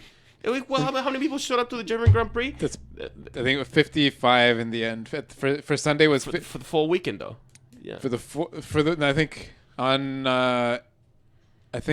the Friday was around 30,000, 45 on Saturday, and 55 on Sunday, something like that. Yeah, it was about that. And Czech Republic, yeah. So I can see some people from Prague like driving up. Yeah, so part of the reason is that they would expect people that wouldn't normally get to go to a Grand Prix to show up, and the reason is because Hockenheim and the Nürburgring can't afford to host the race. Yeah, they can't afford to host it anymore. These guys, I guess, have the money, and I guess part of the rumor was that Bernie may have dropped the fee, and there's also a little rumor that Bernie may have dropped the fee for Canada, Brazil, and Azerbaijan for next year as well. Nice. Because all three were struggling. Remember, we showed Brazil's building new pits. Canada is supposed to be building new pits. They've been supposed to for a while. And Azerbaijan's going to be spending like the next 3 months just tearing up all that asphalt, temporary asphalt everywhere, and then put it right back down again as soon as they're done. But yeah, I don't know if the circuit looks all right. I don't know. I don't really know much about it. I've never seen a there's- race there. Apparently, there's not. It doesn't a lot look of super substance to long. this. It doesn't look very long. What Joe Sayward came out on his blog and said that there's not a lot of substance to this. This really like probably won't ever happen because of like the stronghold that the Hockenheim and especially Hockenheim has. Looks like it even has overlaps with a golf course. Maybe is that what's inside there? I think so. I don't think so, man. That doesn't look like a golf course. Kinda, That's just like a kinda green. Does. It kind of does. I don't know, man. I'm not Yeah, sure. I don't think so. Yeah, I don't know what kind of it golf seems too course. dangerous. Yeah. You're gonna have to definitely put up some canopies if that's a golf course. Yeah. But yeah, it's probably not coming. But the sale though. Woo. So we were There's a little bit more media of a rumor this week recently. than Apple. Yeah, we recently we were talking about Apple, and how credible that would have been, and then they apparently came out that not really. Like, actually no, like Apple is not interested at all. And to be honest, like for Apple to come out and like straight up buy Formula One, that would be very uncharacteristic of what they do. Like they never like, even though they do have the money, they have way more than just $8 billion sitting around that they could like use to spend. I think something very like readily. 160 billion in cash or 106 billion in cash, Ready to be deployed on anything, but they don't do it. They're actually like their investment strategy is completely different. They usually buy small stuff. Yeah, and maybe that's why they have Incorporate that it. huge chunk of cash. But who knows? Either way, the Apple thing was not really recently. But now they're saying that even like by the end of next week, Formula One could have like an actual owner, like a different owner. Sky's one of the rumored purchasers. You don't think it's Sky? You think it's the Discovery Liberty Global? Talk about Sky for what? Talk about Sky. I think that Sky has every we should single claim to like want to buy F1. Here's the disclaimer, because the main article pushing this story is the Wall Street Journal, right? And so look at this: the 21st Century Fox Incorporated holds a 39% stake in Sky, and has shares in common ownership with News Corp, who is the owner of the Wall Street Journal. So this is who brought this story to light. And Through, basically Rupert Murdoch. Murdoch. We're talking about the Rupert Murdoch group of companies, if you want to look at it that way. So that's the conflict of interest with this article and them mentioning themselves, if in effect. Above that paragraph, or above that sentence, it says Sky has a vast pay TV business, which is a huge part of it is the Formula One channel. More than 20 million customers in Italy, Germany, Austria, the UK, and Ireland, and it's a big investor in content. It says their programming budget is 4.6 billion pounds, $6.1 billion, and their market value is currently about 16 billion pounds, so maybe around $20 billion, something like that, just over $20 billion. So they could do it. They definitely could do it. But whether or not they're doing it themselves, maybe they're just using the article to show off how much money they have. Just say, maybe we'll buy it too. Look how much cash we have. We make all this other TV stuff. No, I think that there is like reasonable. There's probably some, yeah. I think that I'm just joking around, but yeah, I think there probably is some real credibility, but that the other deal looks maybe more likely. let's examine like let's just take the deal to completion. I mean, and this is something that that I said before. When as soon as the Sky name started to like pop up as like one of the potential buyers, because this is not the Sky. This is the first. That Sky's interested in F1 is not new. Like that's been the that rumor has been floating this is for a the while. most like solid. Like here's our numbers and this is how it could happen. Where, Right. where it's been sort of like Sky's been sniffing around. That's been the articles in the past couple weeks and months. Rupert Murdoch could accumulate some money, but a lot of his businesses right now are sort of in like weird Purgatory. They're trapped in some sort of weird spiral of uncertainty. There's a lot of uncertainty in like pretty much all of he has had. Anything from like the Fox News channel, like people aren't watching TV anymore that much. Anything that has to do with like his television. He's a newspaper guy. He started like his business like with newspaper. He owns like I think he owned a bunch of like News Corp. News Corp, News right? Corp. So News Corp, and a lot of their business has been like hit recently by the internet, really. Yeah. And I had to like click all over the place to find a way to read this article for free. This is actually from WSJ.com, the Wall Street Journal, but you couldn't get it through the front door of the website. You have to get a direct link through Google to see this article. Otherwise, they want you to buy a subscription. Of course. And the screen is all blacked out. Oh yeah, and they make you disable ad block before going in. Yeah. Forbes does that. Forbes. Yeah. But anyway, yeah. So they haven't really been like you can't 100% say that Murdoch and the News Corp companies have had an extremely successful time at capitalizing with the new media. Right. They're maybe like one of his most like successful companies right now is the TV business in the States with like his many TV companies, especially Fox and like the Fox Studios and whatever else comes with it. But in the UK and Europe with the Sky brand, right? Right. Now, Sky right now may be making a lot of money, but we know, we know that their business model is not sustainable in the long term because they're suffering from the rise of the cord cutters, people canceling their TV subscriptions like it's never been done before. Like people are like just dropping TV subscribership like this, man. Yeah. Nobody can afford like the ridiculous prices that a ton of people can afford it. Yeah. And that compiled with the fact that now the people that would be their prime market to start like selling these like long binding contracts, i.e. the 30-year-olds, have alternatives and don't need like you know what I mean. You're confronted with a generation that like never, but like they own it. Like all of us have TVs, but none of us have cable. And this is, I don't know, like I know of one person that did, and they just shut it down. Nick Swan, up until recently, was cable of our friends. That was the last one that I knew of that had a Rogers TV subscribership. He canceled it, and he went with Texas because you don't like to satisfy your entertainment necessity. Like right now, the internet just does a way better job at it.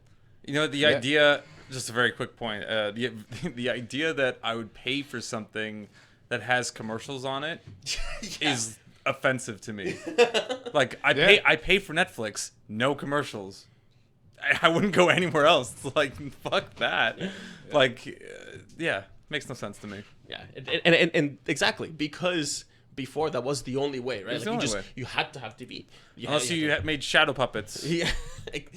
But now, because we have the freedom of choice more than ever before, there's a lot of reliance on like live TV in particular, especially and specifically sports, because sports can still drive somebody to spend money into getting a cable subscriber, and Sky has been doing that really well. They really have capitalized. Pay-per-view type of thing where you can stream a single event. But pay-per-view is not legal in most places in the world. No, but that model, the pay-per-view model. Yeah. Yeah. But exactly, yeah. On demand kind something of like a race is perfect for that. Oh, but their current model, like the TV people, they've just been like, and Sky has been doing it really well. How many channels do they have of like just sports in Britain alone? 8 or 9. Yeah, like just in just in English. Whenever the cricket season is on, like I think they open like a channel specifically for the cricket. I don't even know, but because of that, because they do and they can do stuff like that. Well, basically you could argue that that's the only thing that they can do now, like to like bring in new people and like, you know, keep their current subscribers, because everybody else is fucking falling off. They fucked up. People are still watching the commercial, like they show cricket or whatever. Probably like half of India is watching it on the internet as well as all the people in England and the rest of Europe that care about cricket. Yeah, and probably most of the people that are watching like the Sky cricket coverage are watching it illegally. Which probably happens with F1 as well. Same with their F1, yeah. And which is doing well as well in the legal side. This guy's F1 is doing well enough. They're making a shitload of money off of that. Yeah, I think they were like the only like broadcasters that actually like made money out of F1 in recent times. So because of that, I think I see them. I don't see them as a kind of company that if they were to own Formula One, like it would be hard not to like, to me, like you would have a hard time convincing me that what they're gonna do is not just completely like switch to like bleeding the asset mode. They start like capitalize like the most on it like somehow, and the quality would naturally drop because if Sky owns F1, right? Let's say Sky owns F1. What kind of incentives, other than like the legal ones, but you know, what kind of incentives do they have to even like pursue deals with free-to-air television anymore? Zero. Yeah. You know, what kind of incentives do they have to like try like truly like use the internet as a tool to like reach mass audiences? They have very little interest in doing that, unless they're willing to actually consider like the ramifications of that and like fully open everything up and like do like basically a version of what we've been talking about, and like, you know, take the sport to like everybody by like unifying like and providing like a strong like quality broadcast available for everybody online. Make it easy to pay for, like a two click process, Visa number, and then you're done. But I don't think they're gonna do that because they already like they're so tied up with their current nation-based broadcast deals that it's hard to see them actually turning around and looking out then to like make money, like basically gambling on making money online when they already have like a steady stream with pay TV, and you know, maybe they just don't they want to play it safe and say like, oh, you know, we'll just do what we know what to do, which is cable, right? Yeah. It's hard for me to think that would be beneficial for Formula One. Is what I'm saying. I think this guy, since I heard about it, it's never had like a good like feeling in my mouth. You know what I mean? What a weird place to have a feeling. But you know, I kind of get like a in the back of my tongue, like that. It's a bit too bitter, like the sound of that of too many conflicts of interest. I think. Yeah. I don't know. Wouldn't you say so? Like, there's just too much that like they'd have too much power. Yeah. Over F1. Probably. It might be awesome though. They might just keep doing a good job. Yeah, but they might. But what's the incentive of doing that? At that point. Yeah. If they just control everything, be awesome. They could just like choose to like bleed the asset, and as like CBC has kind of been arguably been doing. Yeah, and as all the other businesses of the Murdoch empire start to fall off and like get defeated by the internet, Like, what's to say that like they're just gonna like willy nilly keep spending money in F1, and they just be like, all right, you know what, we'll settle with like a shit, like, you know, mediocre quality. People are still sort of gonna pay for it. We're making our money's worth, like, you know. I just don't see it they're the way that like these big business people would think about it. Like, they could just as easily argue that offering the best quality content is not profitable if they run the numbers and like they do whatever like studies that they have. So then they won't. If it's not making them enough money to like think of it that way, they'd never even explore anything else. So what's the deal with Liberty Global? And that's the other name that's been named as a possible buyer. / Discovery Group. This is all pointing to this guy called Mickey Mouse? John C. Malone. No. It's actually the Discovery has nothing to do with that, with Disney, but John C. Malone. Didn't they before then? I think at one point they did. Yeah. That's basically, for those that don't know, it's Discovery Channel, TLC, Animal Planet, and a handful of other channels on similar vein. Yeah, there's the guy, John Malone.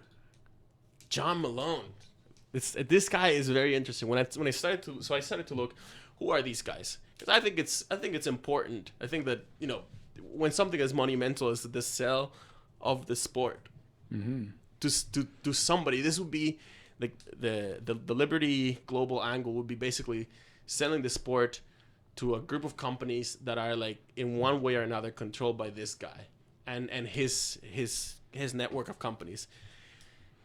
So I think it's important to like kind of examine like where this guy's coming from, like what kind of like, you know, what is he known for? What are these companies like known for right now? So Wikipedia says he's known for media proprietorship and philanthropy. Okay, so yeah, let me not bad. Let me break it down. Okay. So buddy over here, he's also 75 years old. Him and Bernie are gonna get off. Oh, they're gonna get on fantastically. Yes, just well together. So John Malone, he owns like the Liberty Global. There's a company actually that is Mike. I'm gonna like give you a picture to put up on the screen. This company is based in London. It's specifically in the West London neighborhood of Hammersmith, famously known for like many things from the 70s, as you can see, including just waiting for Mike to like load that second picture. Including Mr. James May. I was wondering why you had that picture. Famously, like actually, James May, like he lives around there. He lives in Hammersmith, and he's very proud of living in Hammersmith. But the point being is, so this company is based out of London, and they have like a lot of like interests in media and whatnot. The larger Liberty like group or whatever of companies, they own a handful of things through many deals, and he himself, John Malone, owns 29% of Discovery Communications, which is the Discovery Channel, and its related number of companies. So basically, he owns Shark Week, right? Through another like group of deals, he actually owns the Stars network, so with a Z, Stars. Okay. Popular for that pirate show Black Sails, the Spartacus shows, like that's their original programming is that, and also known for still playing reruns of the A-Team on their channel, you know. So he's so he's got that to himself. He also owns through the Liberty group of companies the Atlanta Braves. Oh, now, shit. I don't know enough about baseball that I could tell you like how the Atlanta Braves have performed or like what has changed since their ownership, but it is something that they own, and I don't know. I just don't know enough about baseball. But he's got some sort of an interest in sports. Stars alone, there are 17 channels under the Stars name. Yeah, 17 movie channels. There are movie and classic TV show channels. But they also have like their own original programming. Yeah. 17 channels anyway. Yeah. They air over 1,000 movies a month. Yeah, there you go. he also owns, like, through like the Liberty Group, he owns PBS, basically PBS NewsHour, which is a long-standing, like, traditional, like, political and, like, current news thing in the States. And this is where like I started seeing things that I'm not necessarily like 100% like cool with. Like PBS has NewsHour has been criticized recently as being like having like that Republican and establishment bias, and like really like showcasing like the view of like the bankers, the elite. So I don't know. I make of that what you will. Yeah. But that's so he owns PBS NewsHour. He is also. I know what you're about to say. No. He's also the largest private landowner. Largest individual landowner in the USA. Most of his land is in the state of Maine. I guess he likes it up there. Why not? Maine is beautiful from all I hear. But he owns 2,100,000 acres, which is equivalent to 8,500 kilometers square. I'm gonna give you a list of places that are smaller than 8,500 or 8.5 thousand kilometers square. Liechtenstein, a country in its own right. The country of San Marino is smaller. Obviously, the Vatican City. Also, Monaco is smaller than 85. The Vatican's like 100 acres. Yeah. Singapore is smaller. The Vatican is nothing. Singapore is like 100 acres too. It's like downtown Toronto. I know, right? Like we're still talking of small places. The island of Malta, another like independent country. He owns land bigger than that. He also owns land bigger than Bahrain, and land bigger than the whole Sultanate of Brunei.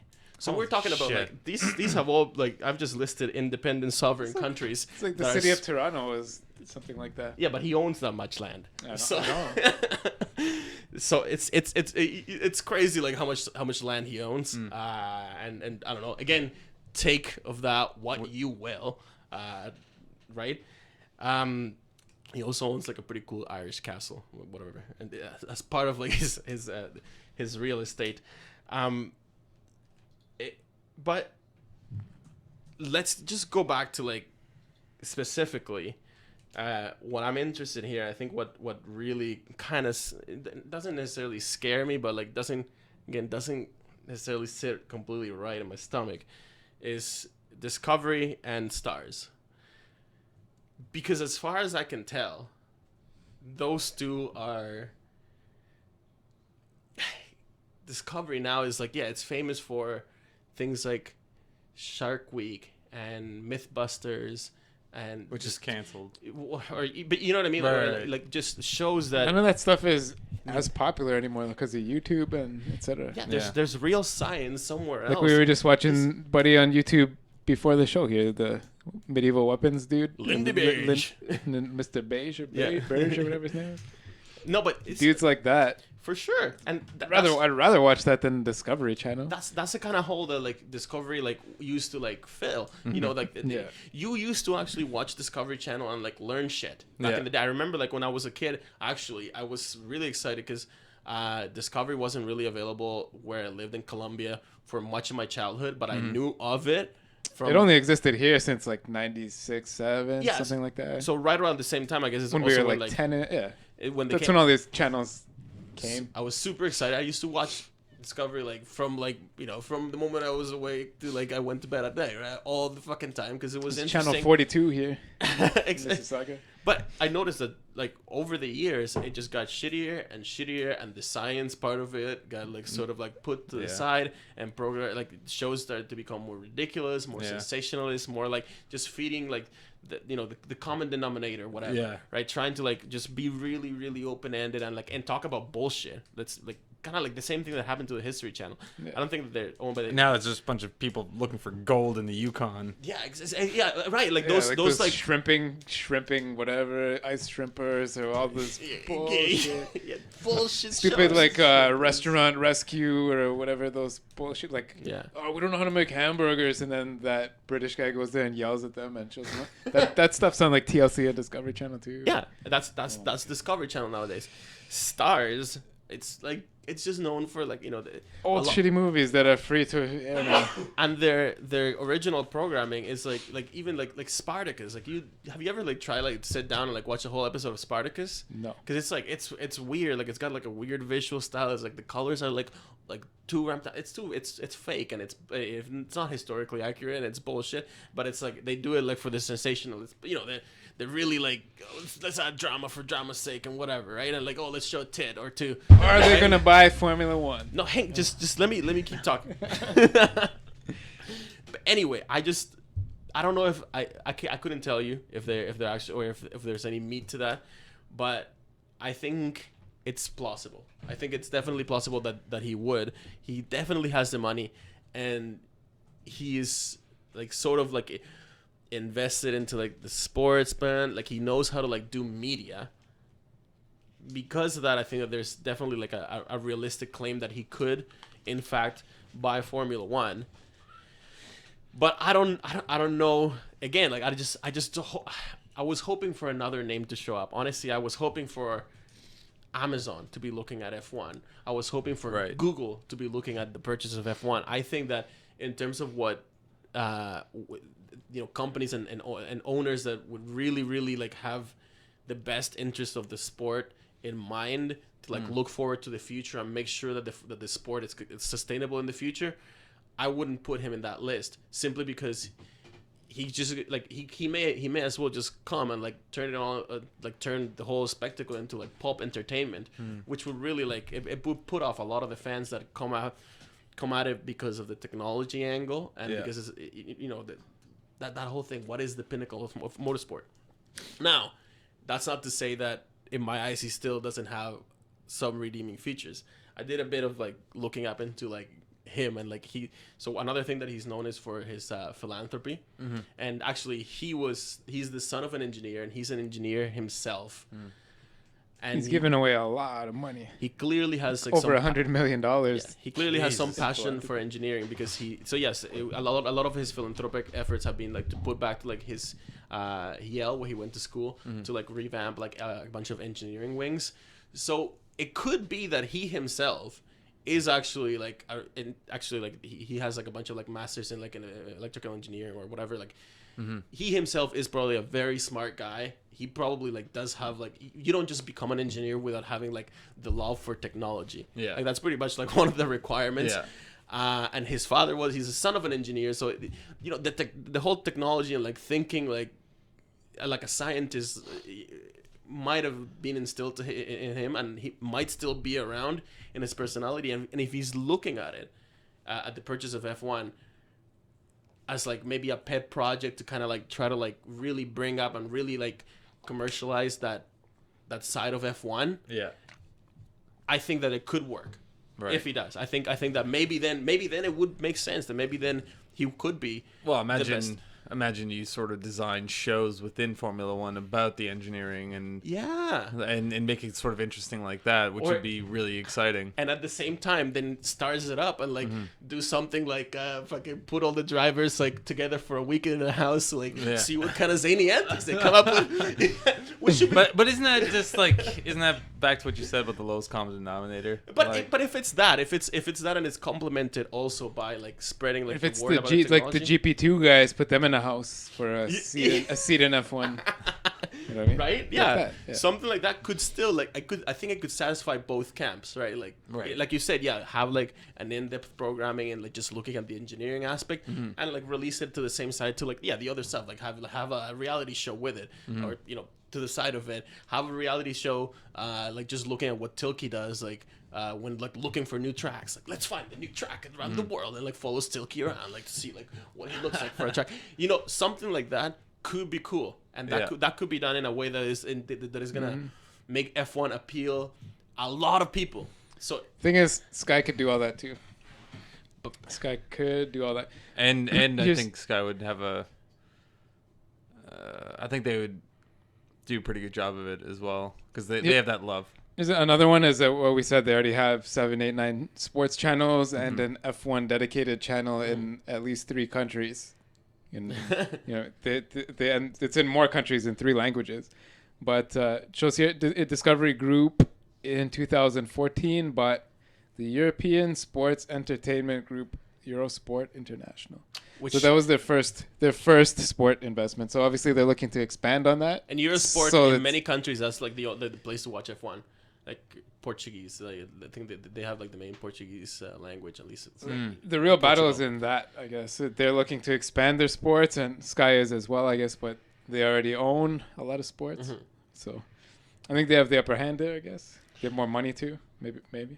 more sustainable money. I Yeah. think they maybe They have the sports audience already. Yeah. That's what they are. That's what they're known for. That's what they are. another thing before closing that though. Mm-hmm. And just one more thing on the guy, on John Malone. He has he's also known for like his I think the Wikipedia article described it as Machiavellian business techniques, and he's even referred to on Forbes as Cable's Darth Vader. Jesus.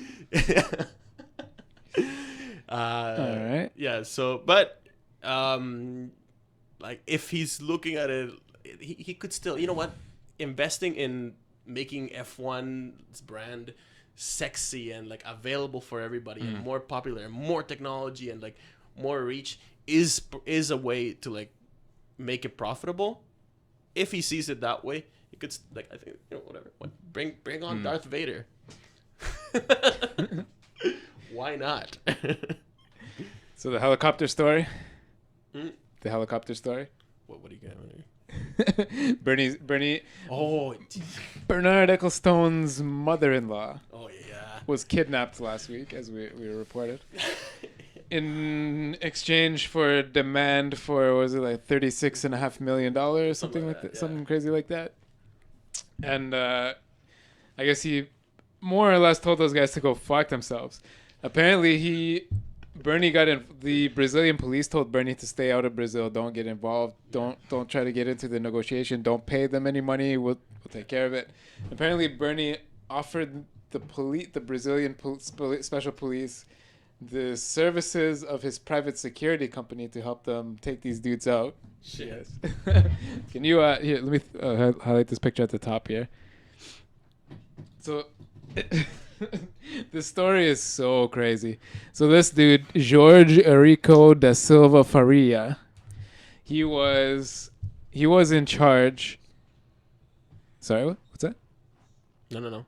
Oh, sorry. I thought you I'm said just trying to like read it. Like imagine how a Brazilian would read it. You know, like with their sass, like Jorge Rico da Silva Faria or something like that.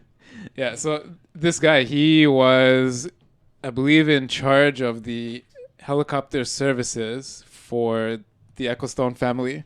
I assume he arranged them all. When in Brazil, I think he worked for Bernie. I think he actually worked for Bernie. Oh, shit. But in that I couldn't clarify 100%, but I think so. That's what, because this translated article as well. This is from Global. But as well, he was also let me find the title here. He was the president of the Association of Helicopter Pilots, whatever that's called, in Brazil. And he also worked to organize all the helicopter services for the Grand Prix in Brazil every year. right? Up until March 25th, 2015, he asked for his departure of the presidency. And he cited personal reasons. And he was replaced by an interim director. Who's, I guess his mandate ends after 1 year, and he'll be replaced with somebody permanently. But since then, this guy has kind of disappeared. So it turned out yesterday he was arrested. He was the mastermind behind kidnapping Bernie's mother-in-law. Oh my god. He was the mastermind. This is like out of a movie, man. Yeah. Like what? It's There's a- the guy that like drove him, like that helicopter piloted him around. Of course, so he probably like knew like where everybody was, where to find them. Yeah, there's another picture here. That he's rich as fuck and probably wouldn't be missing 35 million. You know. 35 and a half. 35 and Some a kind of half. weird number like that. Yeah. Can you throw up this other picture too? Yeah. It's close at the bottom here. This, I guess, being a cop in Brazil is dangerous. They keep their faces covered up. So that's the cop in the back there with the mask on. You can't see. And this is one of the bad guys. So I guess he was He's a hired by the kid. helicopter. Yeah, he looks like he's 18 or 19. Him and another dude who I didn't find a picture of him. We don't need to say their names or anything. These two guys were arrested at the scene with the mother-in-law. So apparently they kept her at I don't know, looked like a pretty nice. Or there's a lot of pictures. It looked like a pretty nice house they kept her at, but she said she wasn't hurt. They took care of her, and the helicopter pilot was arrested at some upscale apartment. Like he's some rich dude, obviously, right? But he was the president of some helicopter association in Brazil. Quit for personal reasons. Worked for Bernie's family, rendering helicopter services for him. Then kidnapped his mother-in-law. That's just, it's so with funny. $30 million. That's you could like honestly you can make a movie out of that event. Like, that's hilarious. Now he's going to jail. That's hilarious. But that's how bad things are in Brazil nowadays, I guess. Yeah, the Olympics are about to kick off in about a week. How about that Olympic Grand Prix Bernie's been talking about for all these years? Down the polluted waters of fucking Rio. Yeah, he's been talking about having a Olympic Grand Prix. He's like, oh, we could have like an exhibition race every 4 years. Would be pretty cool. Oh. Not this year. No. Or a winter one. Yeah. Anyways, Ice yeah. Grand Prix. She was released unharmed. Everybody's good. Cool. Nobody was hurt. Yeah, interesting, fucking crazy story. So, wait, hang on a second. So this guy spent like years basically like piloting Bernie around. He probably like, you know, like these really opulent like fucking like, you know, like if you've seen that that show about Pablo Escobar on Netflix, the Narcos one. Like, Narcos. Yeah, like those like, you know, when you're in like that like ridiculous like world of opulence or whatever, like working for one of these guys like as a, you know, something like a helicopter pilot, like Yeah. probably came with its perks, like with Oh, yeah. very very special perks. Like he probably got like, you know, some, you know, he got to like stay around like nice hotels when like piloting him around, you know. It came with its perks for sure. The income disparity in Brazil is so big too. Yeah. He's probably making over $100,000 a year. Helicopter pilot is a Clearly. rarefied skill. Clearly wasn't enough. Clearly not. Yeah, Brazil's corrupt. They cut these guys with one of those cell phone stingrays. They used a fake cell phone antenna and just found out where their phones were. They had I guess they had the phone numbers of they were calling Bernie, right? They had, Yeah. I think guy has Bernie's phone number. Oh, fucking amateurs! They didn't post a SIM card. Haven't they ever fucking seen anything, any fucking shows? Yeah, I gotta break apart the SIM card, throw Yeah. it away every time you make a phone call. Every single time. Yeah. Right, this dude obviously had Bernie's phone number. Called him up. Hey, I got your mother-in-law over here. They held her for 9 days, but I don't know. She's all right. Oh, I guess, but Everybody's fine. yeah, everybody's fine. I didn't expect. Come on, like, didn't we basically say like, listen, Bernie's not gonna give a fucking dime. Yeah. No, Not gonna give. he probably would have. That's like 1% of No, his I money. feel like Bernie knows people that knows Yeah. people Oh yeah. that kill people. Yeah. That's what the article said, that he offered the police the services of his own private security company to fly there and help them arrest these guys. So I guess he has like some Man. Navy SEAL dudes or whatever that follow him around Yeah. and fucking do cartwheels through the door with machine guns. Craziness. I guess right now we're in testing. We're in tire testing. Tire testing, yeah. What do you know about that? I didn't really keep up with like what's going on. I figured that we have 4 weeks ahead of talking about stuff without action on track. We got time to cover testing next time. Here's another link for you highlighted. There's a little bit of footage here I think we can look at safely. It's not official. But yeah, they're testing this week at the Fiorano track. Today, Gutierrez is driving. Yesterday was Vettel. They're doing wet testing yesterday and today because that circuit has sprinklers. I think you can play the sound here too. It's just I mean, if it loads. if it loads up. Yeah. But they put on a modified rear wing that sort of adds this or next year's downforce levels. They got wider floors. So you can see all This is the sprinklers going here. Oh, A man. 2014 car, right? I think this is. Oh no, this is a SF15T. Okay. It's Yeah. a whoops, this 2015 car with modified floor, modified front wing, modified rear wing, and fat tires. But yeah, I think they're going to be doing all the wet testing here, unless it those rains. tires already somewhere. look mean, man. Look at that. Oh, wow. That looks like a race car, man. Thanks to 19 Bozzy 92. We got this video. I guess he's standing over the fence. You know, yeah, it looks like he's peering through some barbed wire there. Some trees. He went up on a tree. Yeah, he's What climbed up a guy, tree. guy after my own heart. Oh, This is what Vettel used to Yeah, do. he's up in Apparently, the tree. when he was a kid, he used to go to Fiorano to see like the F1 car stays, because you can just they don't sell like tickets for this or anything, Yeah, but you yeah. can just peek over the fence and like see them do this shit like this. Damn. Cool to see, right? Yeah. So yeah, today's a bit more tested. That with already, Gutierrez. but that already looks like a badass car, man. Like with just the weight, like just the tires being that It's different. gonna be another 20 centimeters wider. That's awesome. Yeah, it looks pretty cool. Nothing really that came out of the tire testing so far. But presumably, so all of the information that the teams gather with these with these tests that are coming up of the new tires are going to be available for everybody Oh, okay. to use. So all their times, and right now, I mean, okay, they're testing some sort of wet weather tires, but they don't know exactly which one. They don't know, or whatever, right? Like okay. they have limited information, and Sounds like especially X-Wets. when Do they do the dry tire testing, then they're basically going to be handed some tires, and they're not going to know which ones they are. I took this photograph from Twitter. This was from Toby Gruner. But you can see to get the floor extension there, so the floor is extra wider.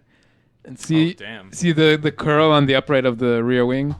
That's apparently to add the downforce, and how fat those tires are. Damn.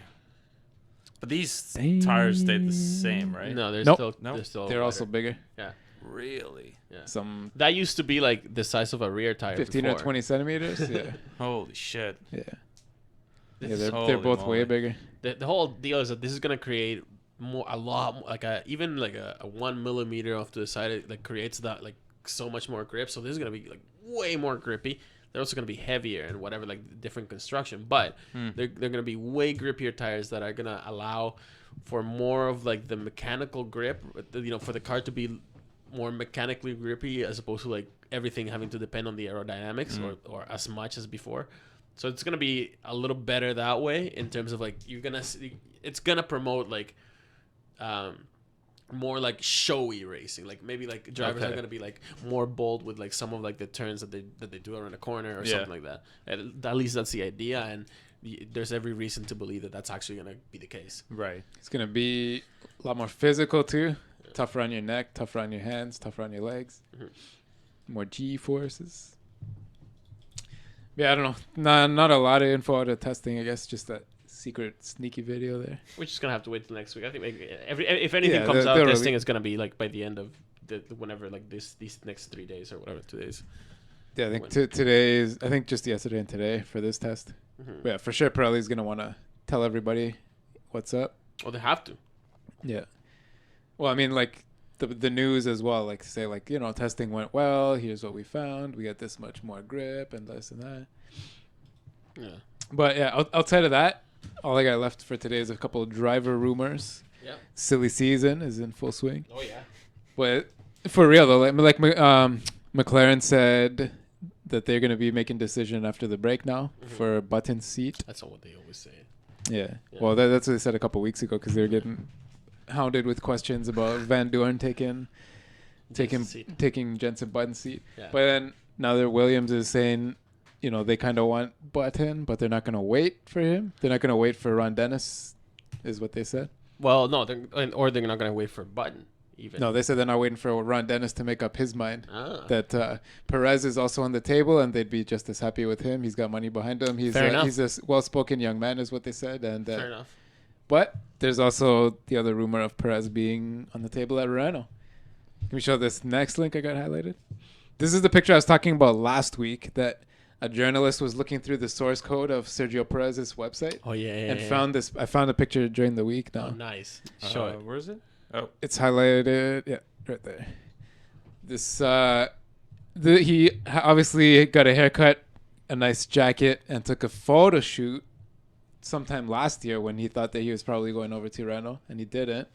But now this week, Renault said that they're dropping both of their current drivers. K-Mag and Palmer will not be back next year.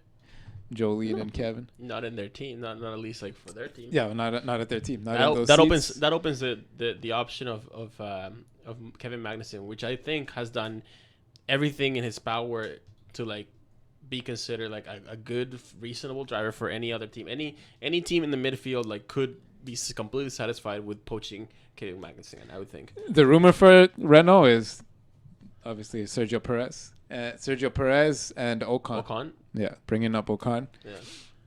But Williams said they'd be really happy with having this guy too. He's a nice, well-spoken young man. He's got billions. One of the richest men in the world behind him, Carlos Slim. He's kicking ass this year. He's beating his teammate By a lot. by quite a bit. Yeah.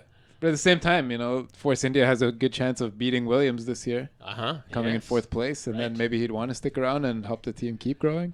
I think. But I think don't think so. But I've heard that like I've read that the whole Jensen thing like is pending also on whether or not Jensen would be willing to take a pay cut.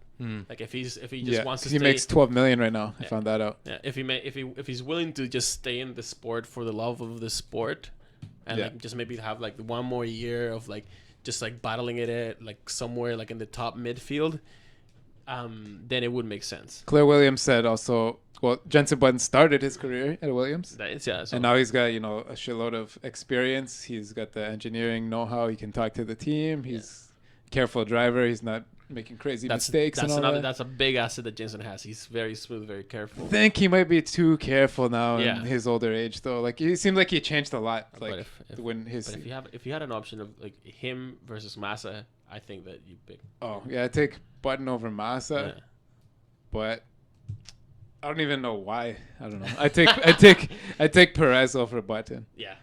Like Button, like I don't know. When his dad died, I remember he got like super sad. He started wearing the pink helmet. He wasn't performing on the track the same. Don't forget he went to the hospital on Friday during practice. He got some shit in his eye. He had to go to the hospital. Fuck. So that's not about him being a pussy, but he's gotten a little soft. He's complaining like. I was on his side. He's Jensen, massive understeer Button. That's every time they're in practice. Guys, I got massive understeer. Yeah, and I don't know. Something I found out this week. If you want to open our Twitter again, I think it's the most recent tweet. I just took this picture of my television during the broadcast. They were talking to Van Doorn here, and then kind of the McLaren motorhome was in the background. This is just super zoomed in. It's like he's got the mic in the other interview or whatever. But he was just coming out of the motorhome there.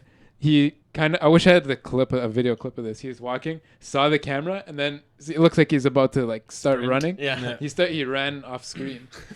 So I started looking into this a little bit because there's rumor that Van Doorn might take his seat. Because remember when Alonso hurt himself earlier this year? Yeah. Van Doorn stepped up, took his seat, out-qualified him. Got in the points for the first time from a McLaren in a while. he got points, out-qualified Button. It turns out I think this was July 11th, 2013. And just before that, like maybe a year before that, Jensen Button started a sports management company. He wanted to... He wasn't sure about his own future in F1, if he was going to continue, et cetera, et cetera. He wanted to start this management company with, I think, his manager and help young drivers come through the ranks and make it to F1 and teach them the ropes or stuff like that, all his experience. He signed Stoffel Van Doorn first. He signed this guy just after he took the GP2 title, I think it was, and, helped him out up till now. Yeah. About a year ago, I think this was July 20-something, 2015, a bit less than a year. I don't want to talk and click at the same time. He canceled his affiliation with the sports partnership as Button's company. Now he's trying to steal the guy's seat. That's just rude. I think he's going to be in Button's seat next year. It's gonna be his year, remember? Yeah, he said it must be his year. But Ron Dennis said he doesn't want to disenchant either of them too early in the season. by saying, like you're not getting a seat or you're fired or you're not coming back next year, whatever. Van Dorn, by the way, was the GP2 champion last year. So Last year. it would have to be. He helped them into Yeah. it anyways, I Yeah. guess. Yeah, I got it wrong. Too many dates here. But yeah, he signed Van Dorn to his own company Yeah. as a manager, his manager. And then And Van then Dorn ditched him. There's a little bit of a conflict of interest, I guess. July 14, 2015. Sorry, I did write that down. Yeah, Van Dorn quit the sports partnership. If you look at the sports partnerships, Twitter, YouTube, Facebook page, and their website, the website's never been completed. Actually, David Coulthard is also signed to them. The last thing that their Twitter posted was Coulthard signing something with Channel 4 like a year ago. Oh, okay. So yeah, this kind of like they just kind of fell away, I guess. Not doing So much. dropped off. Didn't the work out edge. too well. It's like, yeah. so let's sweep it under the rug. But so Ericsson's manager. So remember last week he was making a big deal. Like, I got this new sponsorship. They took over the team. These are my Yeah. guys. We're gonna get this team sorted out. And then he. Well, I mean, that it never came out like that, but that was like the implication. That was that's what he was trying to Yeah. make it seem like. And then Yeah. Ericsson crashed his car, destroyed it. But anyways, now this week his management is saying that there's still good chances. There's at least 3 slots open for him, is what he said. I think he said this yesterday, day before. I think one of them's probably Renault. Yeah. One of them's McLaren. They're talking about like any. So One of them's how McLaren. many teams out there are available that will have a seat available next year, or how many seats will there be available next year Harianto's seat. that probably. that you can pay for? That's what there is. Yeah. What kind of pay seats are going to be available? Harianto's. Renault. Yeah. And both Renaults. Yeah. At least one of the seats, Yeah. but yeah, probably both. Maybe not Ocon. But Maybe. I don't know how much money he has. Yeah. He might be paying for that. Sauber. I'm sure like is Yeah, they pay seats for Yeah. sure. so It's gonna take them a few years to get turned around. There's some options out there for a young strapping driver with a lot of money behind him for sure. that's credible. Yeah, three though. Three. 3 that they've been in talks with that like that would actually return their calls probably. He hasn't been doing like super great. I mean, I thought that I've always thought that Ericsson's been like he's an okay driver. He's a competent driver, but he hasn't impressed like the way that like some have. He crashed badly.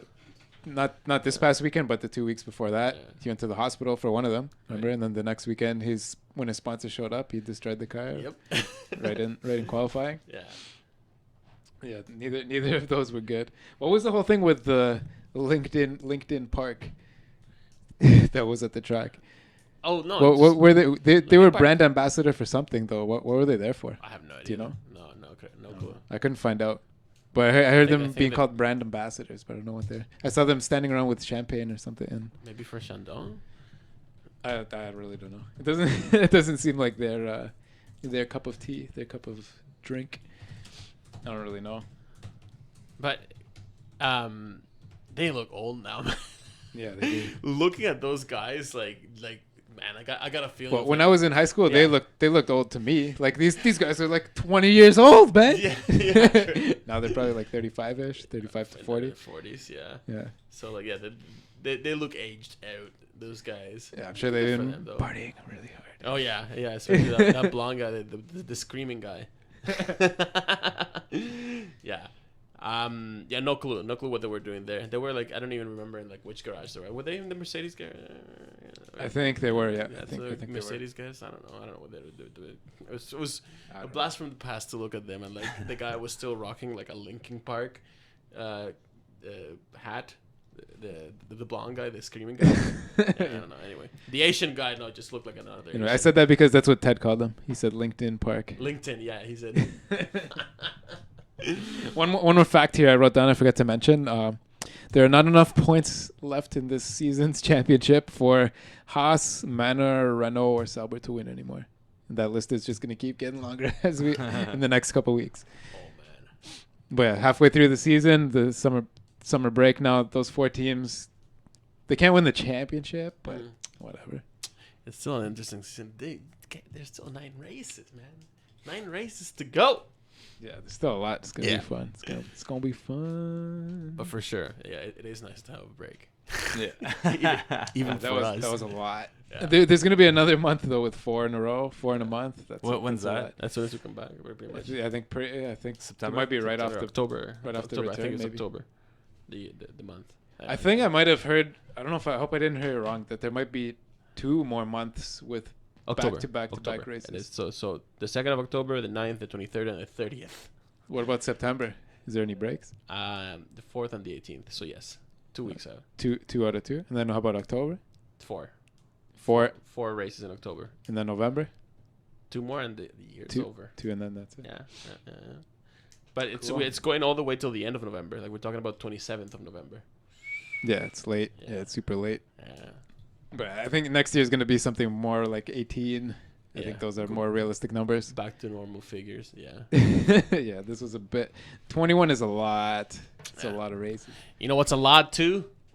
2 hours and 9 minutes, and we've been on air right now. Our poor listeners and watchers and viewers. Yeah. Let's. Those downforces. Yeah, I know. It's, I went real fast, then I crashed real hard. But yeah. Remember, if you drink, never drive. yeah. If you drink, never drive. I guess we can just close with that. If you are in the Toronto area, this weekend you should come out and check out Mike's band Bamboo. Play Yeah, where? guys. Lee's Lots Palace, of fun. right? Lee's Palace. We were on at 11:30 Nice. So Yeah. what day? Saturday. Saturday night. Saturday what, night. 6. what else would you be doing other than downing some? No races downforce? to be watching. Exactly. No qualifying to catch up on. Yeah, there you go. Come check out some sick beats, sick music. And You gonna play some new songs too? Oh yeah. nice. Yeah, Cool. yeah. Sweet. All right. Well, Lots of fun. I know I'll be there. Cool, man. Sick. All right. See you guys later. Thank you very much.